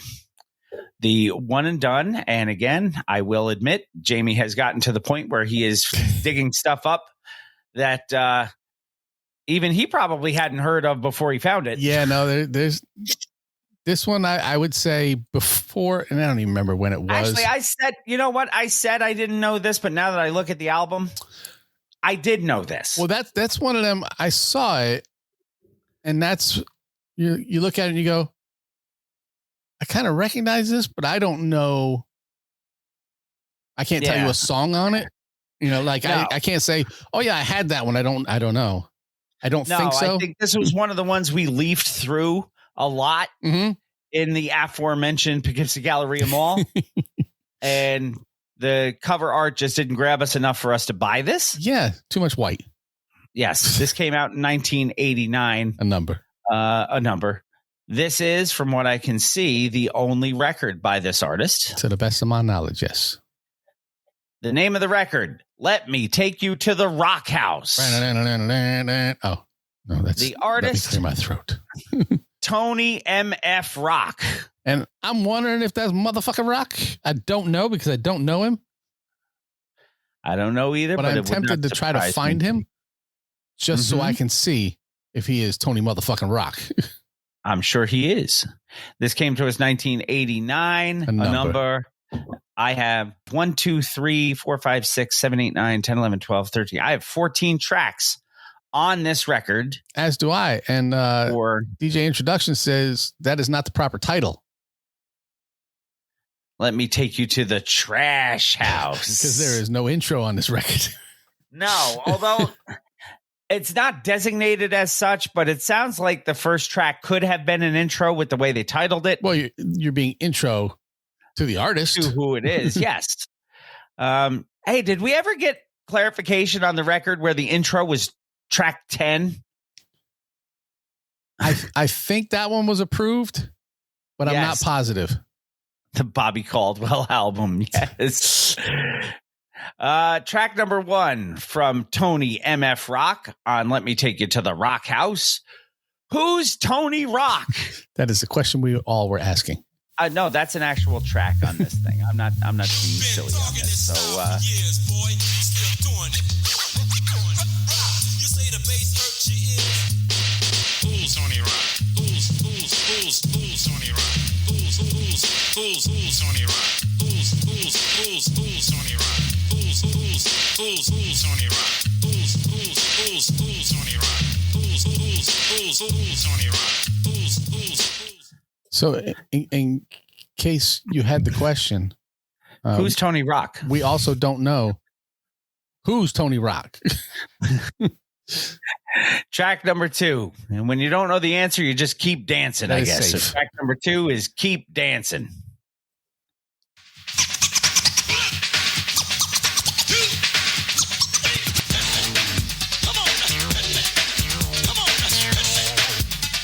I'm expecting MC Shy D to come out.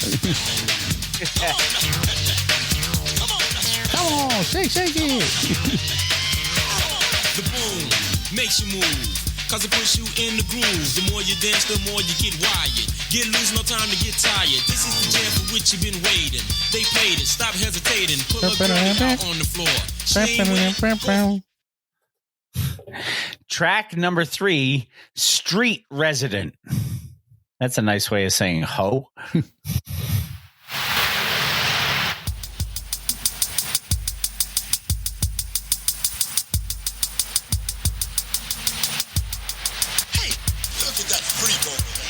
It's been 3 days since I've had a meal. My hunger pains got me mad but still. The ringing in my ears won't seem to stop. So I sit and think from a cardboard box.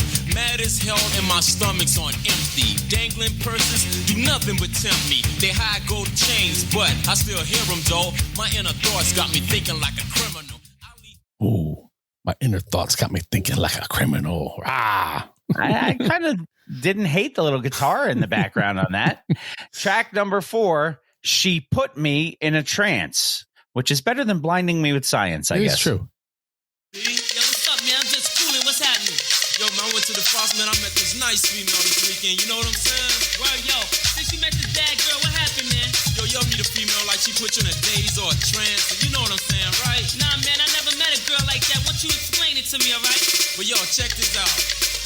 One Saturday night, cooling with my crew, had a pocket full of money, nothing to do. JP turned to me, said, "What's up, Rock? Let's get dressed." Hit the club, Silver Fox. I looked at the crew. They said, "Back out on the highway." I said, "Ain't bang, can't we park the car?" Yeah. Yeah. I'm telling you, it's MC Shy D. You know what? There are worse takes you could take from this. Yes. I'm not saying he's terrible or anything, but I got very much, come on, shake it. Come on, shake it. Just leaves a little extra bass. Yeah, a little bit. Track number 5, Pump and Grind. Not Bump and Grind. No. Pump and Grind, which so you can see something wrong with this. Even dirtier. I like to get real close, and especially if she's cute and her body is something fine. I put my arms around her waist and I pump and grind. Yo, right about now, it's time to get this party started. Party people get ill, so Tony Rock can't get retarded. Girl, you shake those bodies. Now, homeboys, grab a hold. You shot me in the place. Somebody should tell Tony Rock that, like Kid Rock, you can't say that anymore. Oh, Kid Rock said it anyway. I know. Track number 6, PWYP, subtitled Practice What You Preach. And as Michael Che said, you know, he is one, so he can say it.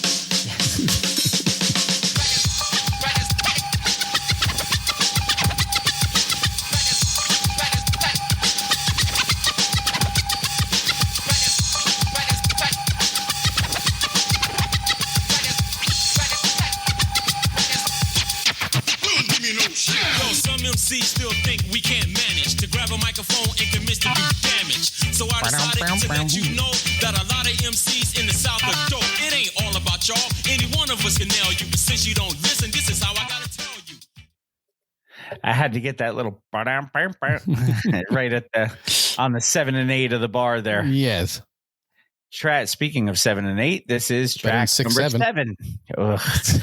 Time to get mine. Into rap records for 8 years, waited for my turn. It's finally here. D came around and we hooked up tracks. He introduced me to Luke, and Luke put me on wax. Once I got my chance, I got loose. It gave me the opportunity to get some juice. The rhymes are on, bass pumped up loud, made my parents brag and my family proud. And as for my friends, get this understood. A brother hates to see another brother do something good. They can't hide the fact. It can't. He said, "Hook me up with Luke." Yes. I don't know one Luke, but he's on Lil Joe Records here in 1989. Yes. Track number 8. Freak That Girl. Is that Sally? Because she's Indeed. that girl. Before I start this thing off, is one thing I gotta do. No need for a mic check. Might sound fine. What I need is a bass check. One more time. Oh yeah, let's go.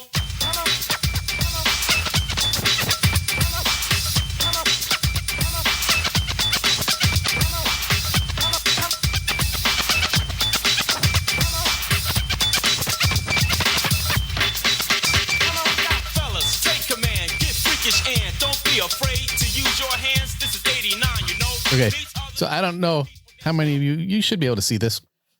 Over here on the right-hand side of my screen. Currently on tour, Tony MF Rock. He's playing West Nyack on December 12th and 13th. Okay, then. At the West Nyack Levity Live. I wonder how far away West Nyack Levity Live is from me. I might have to look at that while we take a look at the title track, which I believe is track number 9. Let me take you to the Roadhouse. Hey, the look who Rock House. joined us. Oh, the Rock House. Yes, the Roadhouse. I got all sidetracked by Lion jumping in. Let me take you to the Rock House.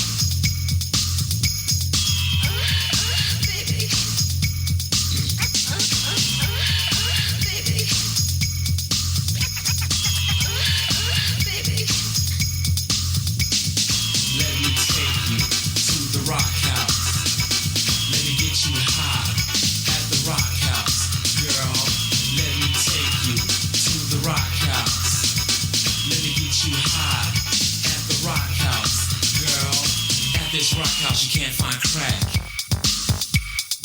I just want to make your body jack. So if you're a bass up before you leave home, throw away your pipe. Lion, that is Tony MF Rock. Tony Frock. It's about an hour and 20 minutes from you, by the way. Yeah, it's Palisades. I guess that's the Palisades Mall. It looks like it. You pull up on the map. Mm-hmm. Yeah, Palisades Center Drive. Okay. Yeah, it's not terrible. December when? 12th and 13th. It's a Friday and Saturday. Uh-huh. You need to roll up in there. You know what? Dumber things have happened, especially on a weekend. I know. I should roll in and say, hey, 2 weeks ago, we did your record as our one and done. And he'll be like, who the fuck are you and why are you stalking me? And what is a one and done? And I will introduce us and say, this is what it is. Mm-hmm. Track number 10, Still Doing It. Yeah, he is. On December 12th and 13th. Apparently so. Hey, yo, tell me what you know about this. And the Tony Rock Show, I contact MCs so they can get with me. Get them in a battle and claim another victory. I know, right? People in the South can't go off to rhyme like Mike this. Tyson You on the gotta be production. from up north. That's a wrong attitude. For you to take, that's what's causing us rappers down here to break. Super dope rappers. Down south got them super hyped in Atlanta ghetto style at the bottom. Track number 11, Same Old Thing.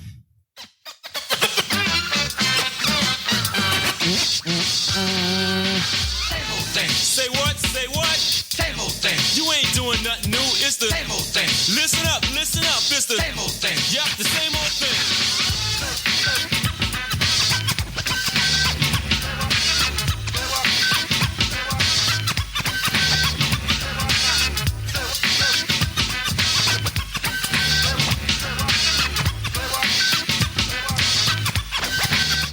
Say what?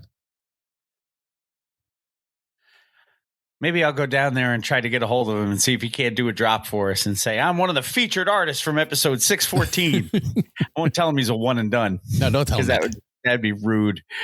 Track number 12. I'm that type of Nickelback. I was going to say friend, but nobody would get it. I'm that type of Nickelback. Down my house, kidnapped my kid, shot my dog, and stole my car. Yeah! Now that's what I'm saying.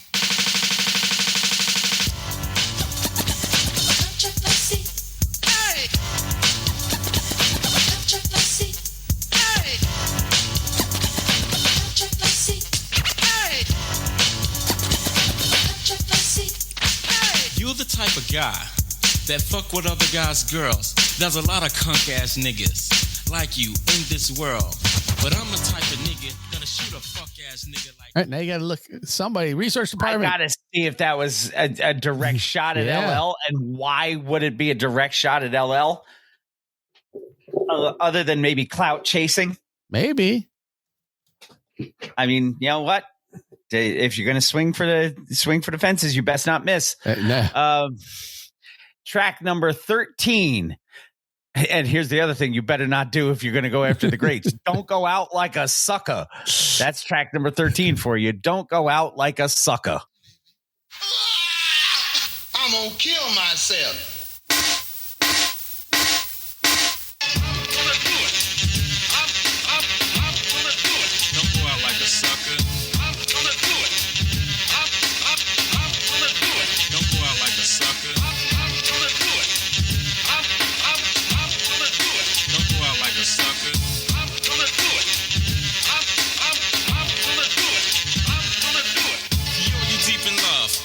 The world, nothing can come between you and your girl.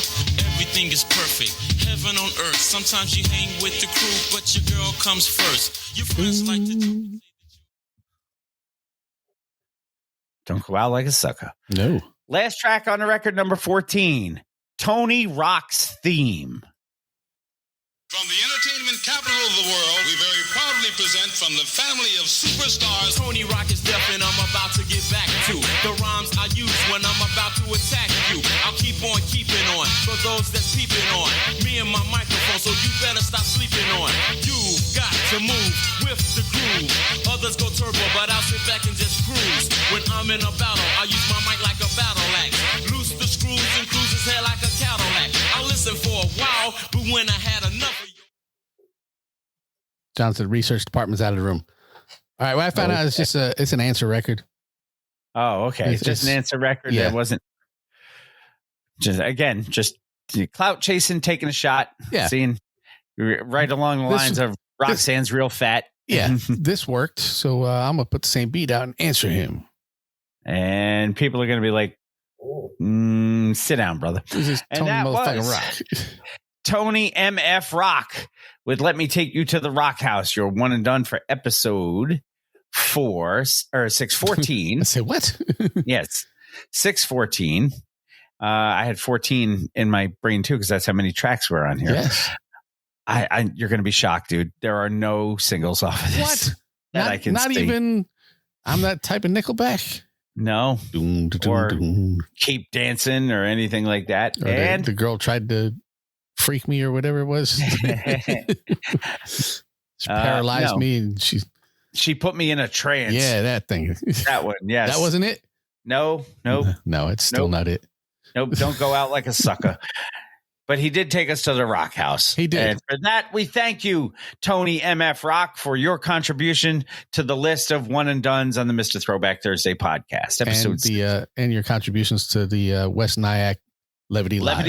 Yes. The one and done, Tony MF Rock with Let Me Take You to the Rock House. It's time for the record of the week. I didn't say anything about your stupid Savannah Bananas and that fuckball brand of whatever it is they play.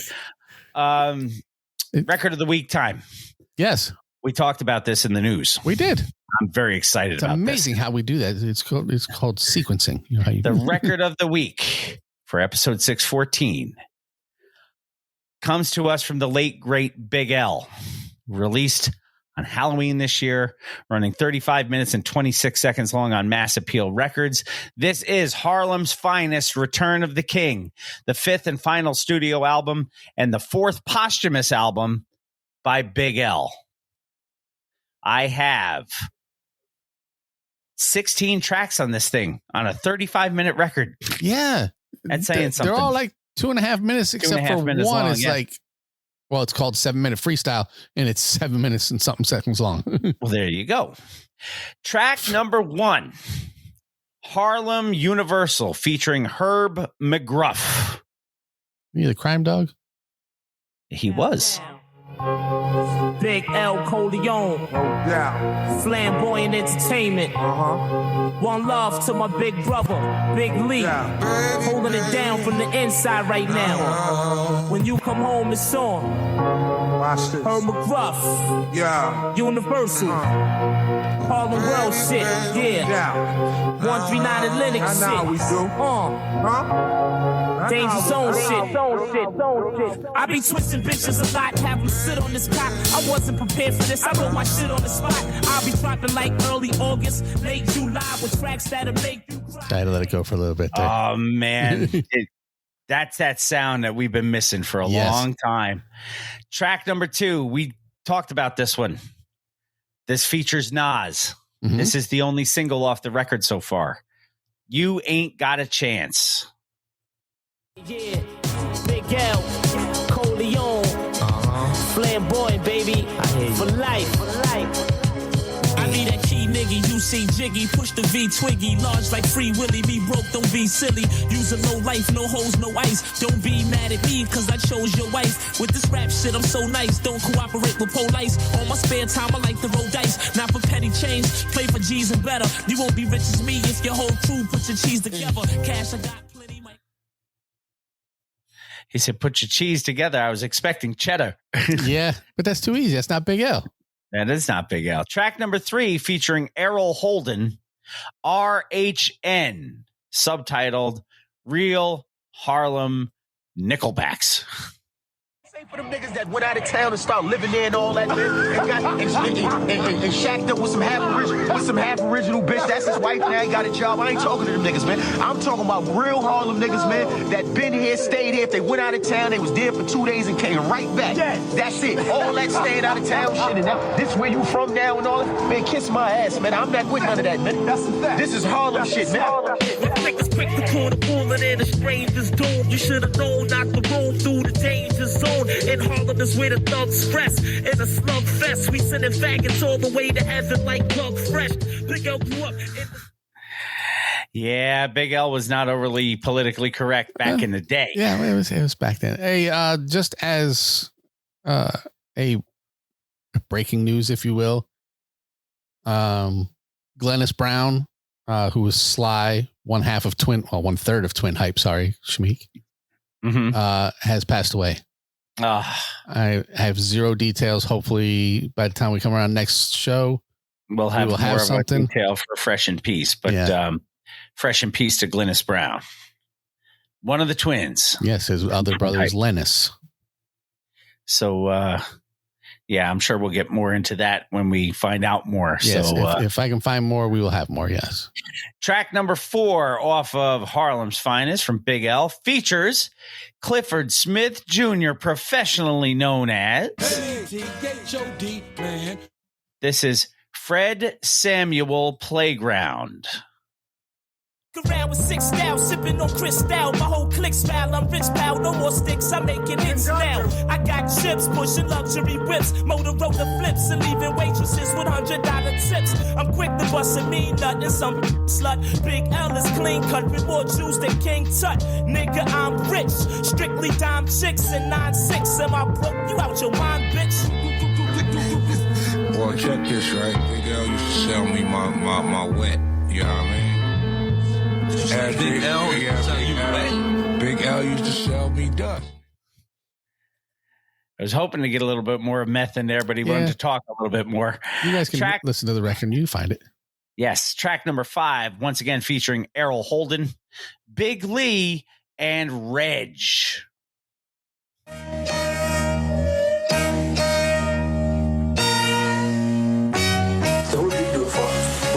I do it for the stick-up kids. I do it for the dope sellers. I do it for the promiscuous bitches. You understand what I'm saying? I do it for the crack sellers. I do it for my niggas in MDC. I do it for fly niggas. I do it for hoes that come outside with Chanel bags just to sit in the middle of the projects. That's what I do it for. Yeah, I do it for niggas that's addicted to the new car smells. You understand what I'm saying? I do it for niggas. It's addicted to the new car smells. Track number 6 featuring Novel, All Alone, subtitled Quiet Storm Mix. Check it out. We don't stop. Big L.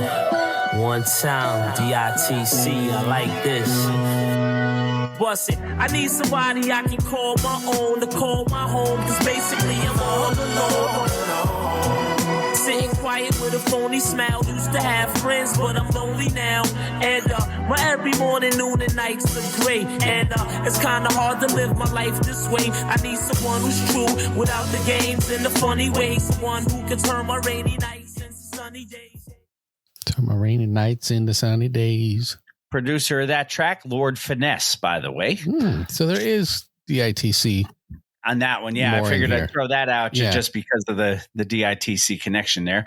Track number 7 featuring Pale J and the late Mac Miller. This is called Forever. You know, the first rapper that really got me into wanting to be an MC was a dude by the name of Big L. Big L. Big L. Yeah, Mac Miller, bitch. Way to go, never running out of gas. 120 on a dash, I'll never need a map. Mr. Tom, can you please direct me where I'm going? Take a journey through my head, you'll be Motrin. Flicking and splitting it, rolling and hitting it. Pitches never change up. Boy meets the world, no Corey and Topanga. Different kinds of haters always tend to... You got a Topanga reference. And Corey. Well, yes. Track number 8 featuring Hawaiian Sophie, 7-minute freestyle. Pardon the technical difficulties. Check it out. Yeah. Check it out. All right. Check it out. Put your man on too. You can do it together. All right. Set it off like this. Check it out. It's too easy. Yo, check it. Yo, I got slugs for snitches. No love for bitches. Putting thugs in ditches with my trigger finger itches. I got a rep to make police jet. Known to get a pre-sweat. I never beg for pussy like Keith Sweat. It's Big L, slow hell no. Bitches get fucked on the roof when I ain't got no hotel dough. I'm known for yoking japs and beating them with smoking cats. Leaving token blacks with broken backs and open caps. We're going into a lot of freestyles now. Track number 9, Doo-Wop Freestyle 99 featuring Joe Budden. Still can stand toe to toe with anybody else's body of work, bar for bar. Anyway, bar for bar, easily one of the greatest we ever saw. He had a different type of delivery, a different type of aggression. Like, you could hear it. You could hear the hunger. I'm coming through y'all with the Glock bucking, your whole block ducking. Every bitch that I'm fucking with now is cock sucking. It's like I'm allergic to not fucking. Y'all niggas just faggots like Rock Hudson and Boy George. I destroy boys with one verse. Nigga, we can let them level, we can let the guns first. L is the type to murder your son first. In case you didn't think L could do the fast style too. He can do it all. He could do it all. Track number 10. Need some clarification on this one from John.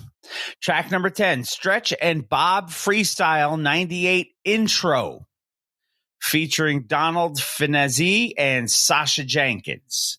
So it says intro in it, and it's 52 seconds long. I don't know if this counts. We'll have to get a ruling from DJ Introduction. We live here, we're going to die here. In this block, 139th Street. He was the baby brother. When did you realize he was special? I knew Lamont was special about 5 years old. Lamont here, the Harlem slick talking shit that these niggas talk. He used to just stand there and listen, absorb everything. Of course, Lamont would be Lamont Coleman, Big L. That goes into track number 11, which is the Stretch and Bobito freestyle. 98. I should rob you, but with that cheap shit, you ain't worth sticking. I got a left hook that be leaving guys knocked out. Keep frontin' and I'ma choke you till your eyes pop out. I was taught that if a nigga swing right back. Battle Coleon, why do a stupid thing like that? Yo, I'm not in the mood, son, so don't push me tonight. Plus, I fucked your little sister, and that pussy was right. That pussy was tight, gripping my dick like a pair of pliers. You fucking snitch right now, you probably wearing wires. It's not a joke, so as soon as he laugh, I'ma strip him naked and stick a long broom in his ass. Leave him heartbroken. I'm going to stick a long broom in his ass. Ouch, that could chafe. And John says 12. It does count, by the way. It does count. Yes, we have a ruling. Track number 12. It says Grant's Tom 97. I don't know if it should be Tomb here. Yeah, Grant's Tomb 97, subtitled Jazzmobile, featuring Joey Badass, Bangs, and DJ Ron G. Ron G, living large to Uptown 155. Want to give a big shot, goes out to the whole 139th Street. It's that new Big L. Check it out. I keep a stash full of cash, puffing grass with a dash of some hash. Jeans be sagging off half of my ass. I keep it ghetto, still I'm a fly fellow. I love the cuties, no matter if they dark skin or high yellow. My iceberg sweaters and levers are raw. I'm getting cheddar galore like never before. I can pull a dime quicker than Dillinger can pull a heist. I rock the blue face presidential full of ice. Me and my crew is sick like the flu. Track number 13, featuring Showbiz. Another DRTC connection. At Rockin' Will 92. Showbiz and AG. Down digging in the grace. My main man's off in that. Diamond D. My man D. Sean. And we got my motherfucking man Big L to make some motherfucking noise here. Hey yo, I got the gift, the gab to lift and grab the mic and recite hype rhymes that'll rip and rag and drag a fag MC who likes to nag a lot, brag a lot, talking about the lyrics that he have a hot step to this and get lit like a candle troop. Rhymes I hook up, MCs I cook up like Campbell soup. I throw rhymes like a quarterback, front you'll get bust and dust and crush, bone rush and all of that. Rhymes never sound whack. Track number 14, How Will I Make It? Subtitled Park West High School Mix. Born in heaven with a silver spoon in their mouth and had everything handed to them on a silver platter and never had to work hard for nothing. Then there are some people that was born in the opposite world of those that was born in heaven, which is called hell, and had to work hard for everything they got and never had nothing handed to them and never will. That's the real. I'm only at the age of 10 and life already seems to me like it's heading for a dead end. Cause my mom be smoking mad crack, my pops went out for a fast snack and never brought his ass back. Nobody knows how I feel. Track number 15, Don and Sasha at Inwood Hill Park, subtitled Closing Scene. Both of them on that block. I mean, that's heavy to lose both of your brothers to your block. It was Harlem. It was Harlem. That whole block was one family. And we just did what we had to do to survive. You know what I mean? We all had a lot of love for each other. I mean, we were so strong, nobody could bring us down. I guess that's how we brought ourselves down.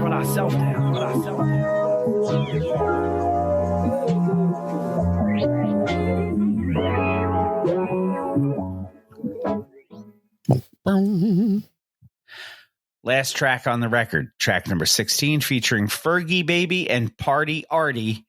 This is called Put the Mic Down.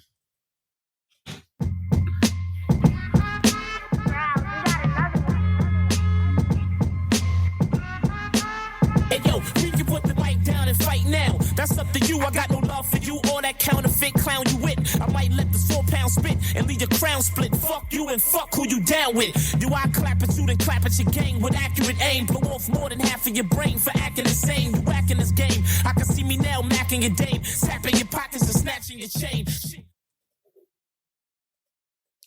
That is the record of the week for episode 614. Harlem's Finest, Return of the King by the late, great Big L as part of the Mass Appeal series, Legend Has It series of Mass Appeal. Mass Appeal, yes. One single release so far. Executive producer on this, Royce da 5'9", by the way. Really? Yes. They kind of slip that in because you got to see the list of producers. It is every brother you ever heard of. Like Illmatic. Royce da 5'9", G Coop, 212, Al Hug, Mike Herron, Conductor Williams, Crumley, Napes, DJ Critical Hype. It's like Tennessee Tuxedo's friend?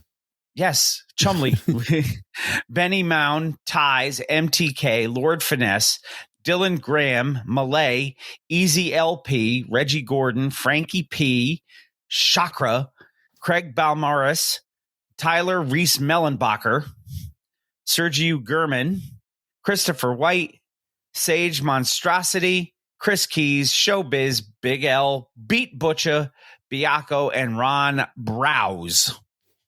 That's a lot of brothers. That is a lot of people in there. A lot of people in there. So, yes, the one single, You Ain't Got a Chance, released on October 17th. I don't have charting action for it yet. I don't know if it has charted, but this record isn't about charting. This is about keeping alive the legacy of one of the greatest to ever do it, who doesn't get the recognition he should because he passed away way too quickly. Yeah, one of the greatest to never get to do it, I think. That's a much better way of putting it. So, Big L, Harlem's Finest, your record of the week for episode 614. That's a really, really good record. If you go to the DITC studios, there's a deaf rug of Big L. Hangs on the wall. As well, there should be.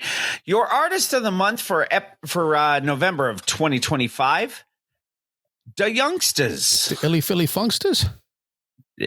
Yes. Well, you should know. You're the one who picked them. I did. Yes. So we will have a The Youngsters record unless somebody drops something new that we're not expecting. Yeah, if there's a surprise. The week. But we do have an old to the new to get to before we take our final break of the evening. And we talked about this as well. We talked about this during Woo News. Your old to the new for episode 614 comes to you from the man who does our Woo News intro, Toast Face Grilla. And this is Ancient Dirt.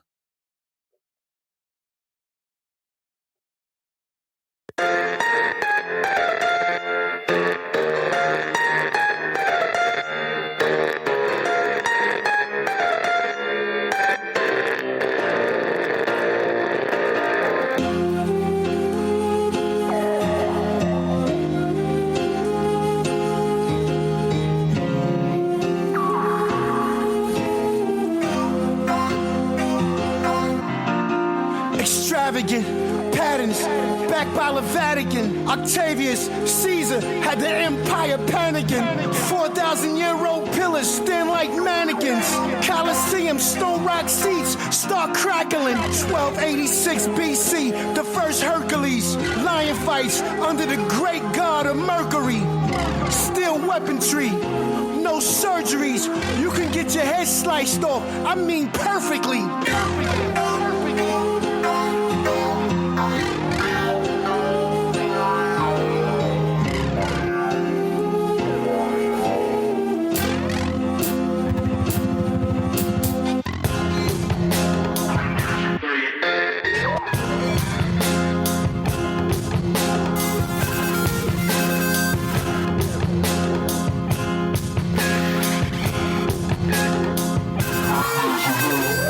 It was the year 2045 and the future was grim.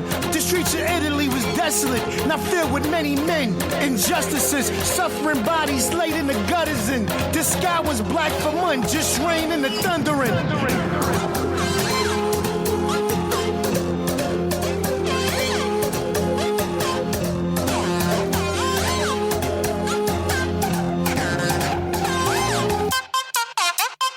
Extravagant patterns, backed by the Vatican. Octavius Caesar had the empire panicking. 4,000-year-old pillars stand like mannequins. Colosseum stone rock seats start crackling.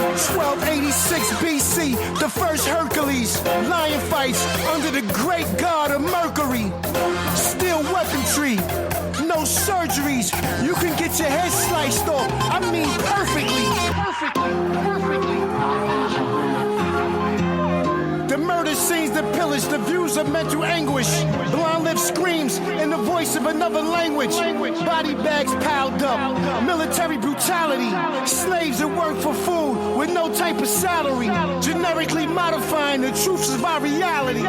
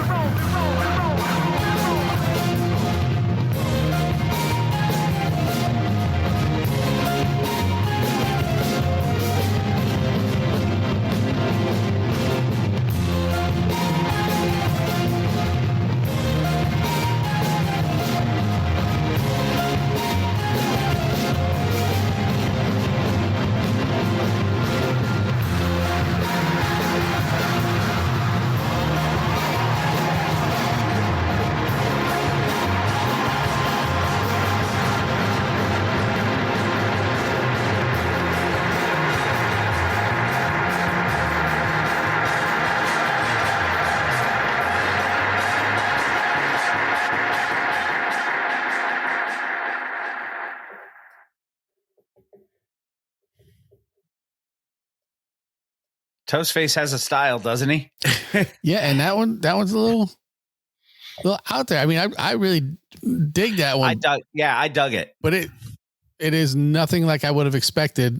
I mean, even after reading what it was. Right. Now his vocal tone is the same, but everything else just screams not a Toastface record. It screams Cool Keith. It really kind of did. Yeah. But that's a very interesting track. I did dig it though. Oh, good. That is your Old to the New, Toastface, Gorilla, Ancient Dirt. Yeah, John wants to watch that movie. Me too. If they make it as a movie, then who knows? That is your Old to the New for episode 614. Toastface, Gorilla, Ancient Dirt. Artist of the Month, The Youngsters. The Record of the Week, Funksters. Big L, Harlem's Finest, Return of the King, and your one and done Tony MF Rock. Let me take you to the Rock House. It is time to take our final break of the evening. And when we come back, oh yes, BRZL's coming right at you. Bill reads lyrics. Mr. Throwback Thursday, episode 614. Come on back now. 1, 2, 1, 2, 3, L. Looking at my Gucci, it's about that time. Yo, this is Fully D, and looking at my Gucci, it's about that time for Mr. Throwback Thursday.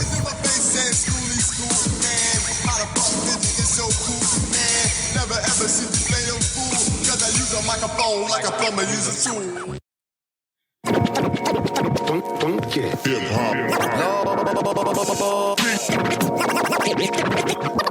But it starts with Bill. I'm Bill S. Preston.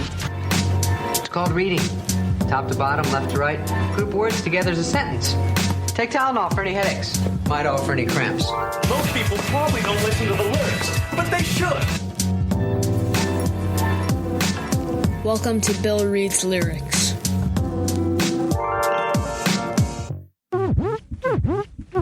Hello, this is Bill Reads Lyrics. It is an educational discussion of artistic expression and creativity of modern lyricists. Bill may recite explicit or offensive language. Professional supervision is suggested for sensitive listeners. The average views and opinions within these lyrics are not necessarily those of Mr. Throwback Thursday or its hosts, and will be in the area of 160 WPMs. We hope that you will find our presentation precise, humor heavy, and just right. Thanks. Thanks. Welcome back, Mr. Throwback Thursday, episode 614. It is indeed time for the properly disclaimed Bill Reads Lyrics. I don't think we can disclaim this one enough, honestly. Why am I already worried here? So, because you've done this a few times, and you should have some idea of what's coming. But this one's special. This one isn't a Bill Reads Lyrics. This is a 3B Reads Lyrics. Oh, good Lord. Okay. I will send this over to you in the private shizat. Why? Why? Because I'll tell you why. I will tell you why. Because Gail told me that she was going to be a buckball tonight, which led me to believe there may be a larger audience in attendance tonight. And I figured this would be right up your alley. Where am I going? Verse 1. Oh, and I get to be females for this one. Well, yeah, because they both are. I didn't choose that part. It just is what it is.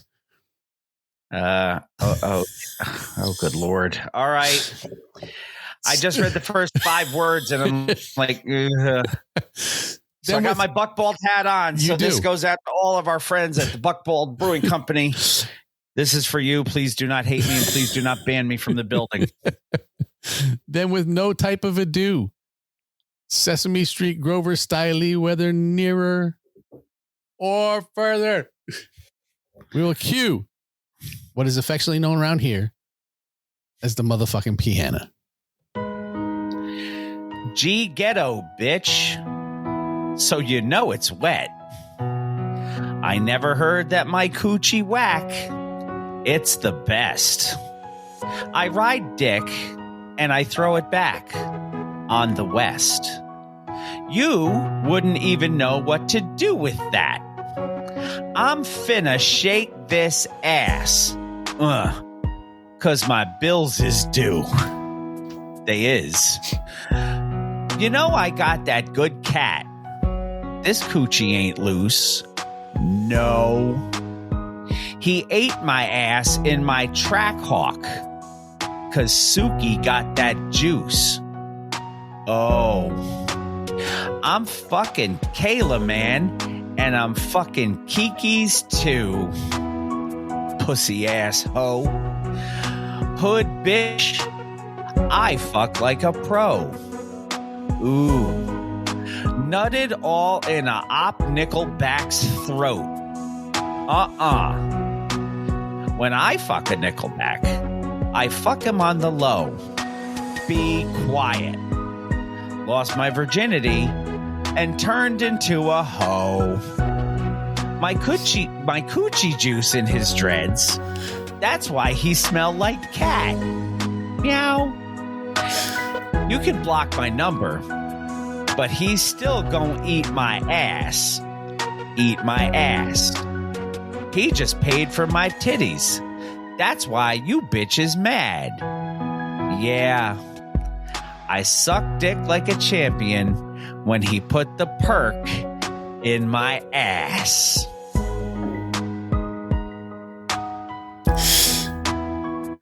Well done. I guess. I'm going to have a restraining order on me and Buckbald. They're going to say, take that hat off. Billy Booty Hole Brown. Reads lyrics. That was from Sexy Red and Suki Hana. Lion asked you a question. I don't know if you want to answer. The house is roaring. Okay. No, that's something. Lion, if you're talking about Glennis, Shamik shared it. That is the house is roaring. That is reason enough to do it, and hopefully that's reason enough to serve alcohol. Sushi, anyone? It's gonna make your beard smell like cat.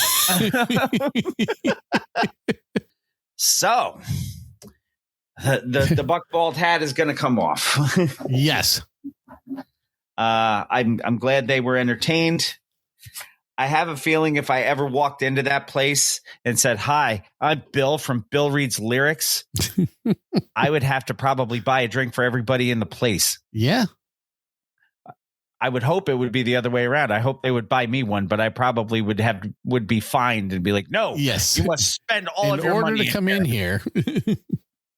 You have to justify your existence by buying booze for everybody, so they can and ancient. Yes, KLF. All right, take us the fuck home, man. Mr. Throwback Thursday, episode 614, and the interview with Jeff Pearlman, and the Buckbald Brewery special of Bill Reed's Lyrics. Everything brought to you in part by our good friends at Def Rugs. DefRugs.com, Facebook, Instagram, Twitter, all at Def Rugs. If you want handmade, high-quality hip-hop themed rugs, go to DefRugs.com, Facebook, Instagram, or Twitter. You can get yourself a hip-hop themed rug. I don't know if the Big L one is available as part of our no, it is record of the week. That was a special studio. Yeah, that was a special. But there are plenty of other ones that you can get, and they are fantastic. And you can have your own made. You can go to Def Rugs right now and get yourself a Def Rug today. Yes. Our good friend Heather Lent up in Schenectady, New York, is the proprietor of the Bittersweet Candy Company, and that makes her. She makes candy and chocolate that is handmade, small batch, different, and delicious. Check them out on Facebook if you have a sweet tooth or if you just want to order some really, really cool stuff for the holidays coming up. Go to bittersweetcandy.com. Use our code Throwback and save 10% off your order. That lets Heather know that you heard about her from us. Yes. So get yourself some of the fantastic things that she offers. She has all sorts of different types of bark for the holidays. Gail has a special that she really likes. She could share that with all the people at Buckbald. I believe it's white chocolate with dried cherries and pistachios, if I remember correctly. If I'm wrong, correct me. Jamie likes the chocolate-covered circus peanuts. Yes. I am a big fan of the chocolate-covered Swedish fish, but everything I've ever had from there is really, really good. So go and get yourself some bittersweet candy at bittersweetcandy.com. Use our code Throwback. Save 10% off your order. MeltedMics.com, MLTDMICS.com. Melted Mike's is brain trust of our good friend Pumice T. Mendola, who is the guy who wrote our theme song and the greatest hip hop podcast theme song in the world. You can get hip hop and pop culture themed items from Melted Mike's. He has t-shirts, hats, mugs, all that stuff, all using the code MR Throwback Thursday to save 10% off your order at Melted Mike's. Make sure that you use that code that tells Pumice where you heard about him. Yes. Social media network. Don't forget to visit us at mrthrowbackthursday.com. Everybody at Buckbald, you can go there. MrThrowbackThursday.com gives you everything you need to know about the craziness you just witnessed and heard. And then some. And if you want, there's 100 episodes archived on there. You can hear more ridiculous Bill Reed lyrics. Or become a patron where there's even more. Patron. Yes. Yeah. I mean, if you, depending on the level you get to, I could do your voicemail message if you want me to. So go check that out. You can also leave us a voice message by going to MrThrowbackThursday.com, clicking on that little microphone that says hit us up, and then you can say whatever it is you want. We don't listen to them ahead of time. Nope. We play them live on the show. So if you want to tell us we're great, we appreciate it. If you want to tell us you suck, jackass, like Billy Madison or Happy Gilmore or whatever Adam Sandler movie is out now. They're all the same. They're all the same, pretty much. Vicky Valancourt says that foosball's the devil. So we can talk about that later too. You can leave us a voice message there. You can follow us on our socials on Twitter at @the_MR_TBT and Bill_MR_TBT. That is Twitter, X, whatever they're calling themselves this week. That is also the same thing for Instagram for me, Bill_MR_TBT. Jamie on Instagram, MR Throwback Thursday. TikTok, we are at MR Throwback Thursday. And we hate it. Can see shorts. Yeah, we're not overly huge fans of that, but we are fans of YouTube. Yes. And Gail had that going so people could see that I was wearing their hat. Yes. We need more followers on YouTube. Oh, look at that. We're going to get beer. Nice. Yes, we do need more followers on YouTube. So please go and smash that subscribe button, as the kids say. If you're at Buckball Brewery tonight and you got a kick out of Bill Reed's lyrics, subscribe to our YouTube page. Yes, go to youtube.com/MRTBT. Click that subscribe button and click that little bell. That'll tell you when we are live. And then you can hear Bill Reed's lyrics live every week if that's your thing. If that's what creams your Twinkie. Indeed. I think that was a lyric you read once too. Probably was. If not, it's something it's just upcoming. made up. Yes. And that's how the Twinkie gets creamed. Indeed. Like the Facebook page, Mr. Throwback Thursday and home of the TBT Posse. You can check us out on Fresh Radio at itsfreshradio.com, where you can get the world premiere of each episode of our show, 9 p.m. Eastern Standard Time on Wednesday nights. Thank you to DJB for that. Yes. And you can also send us emails to mrthrowbackthursday@gmail.com. It is shout-outs time. Yes, it is. Shout-outs to Gail Dunmeyer and the crew at Buck Bald. Yay. I hope they cheered that. Manny Baez, Sarah Henderson, John Henderson, Hugo Gonzalez, Sanket Patel, the Shrieking Warrior, Jennifer Buchanan, Jason Heath, Jessica Walker, Shane Hatley, Ahoy Mateys Captain Ricky Schnarr, Mr. Cranky Pants Brian Hollenbeck, the legendary Kevin Van Buren, Rob Jeffroy, Kate Harvey, Catherine Liska, Wanda Calamia, and Gunther. They get announced every week because... Or more. If you want to get your name mentioned every week, become a patron like we just announced at patreon.com/MRTBT. Or start your own show and you can say your name all you want. You can. Don't forget our friends in the industry, as always, our friends Will, Kat, and John over at 1980s Now. If you're an 80s baby and remember, or a 70s baby and you finally remember the 80s, that's a great show for you. It is.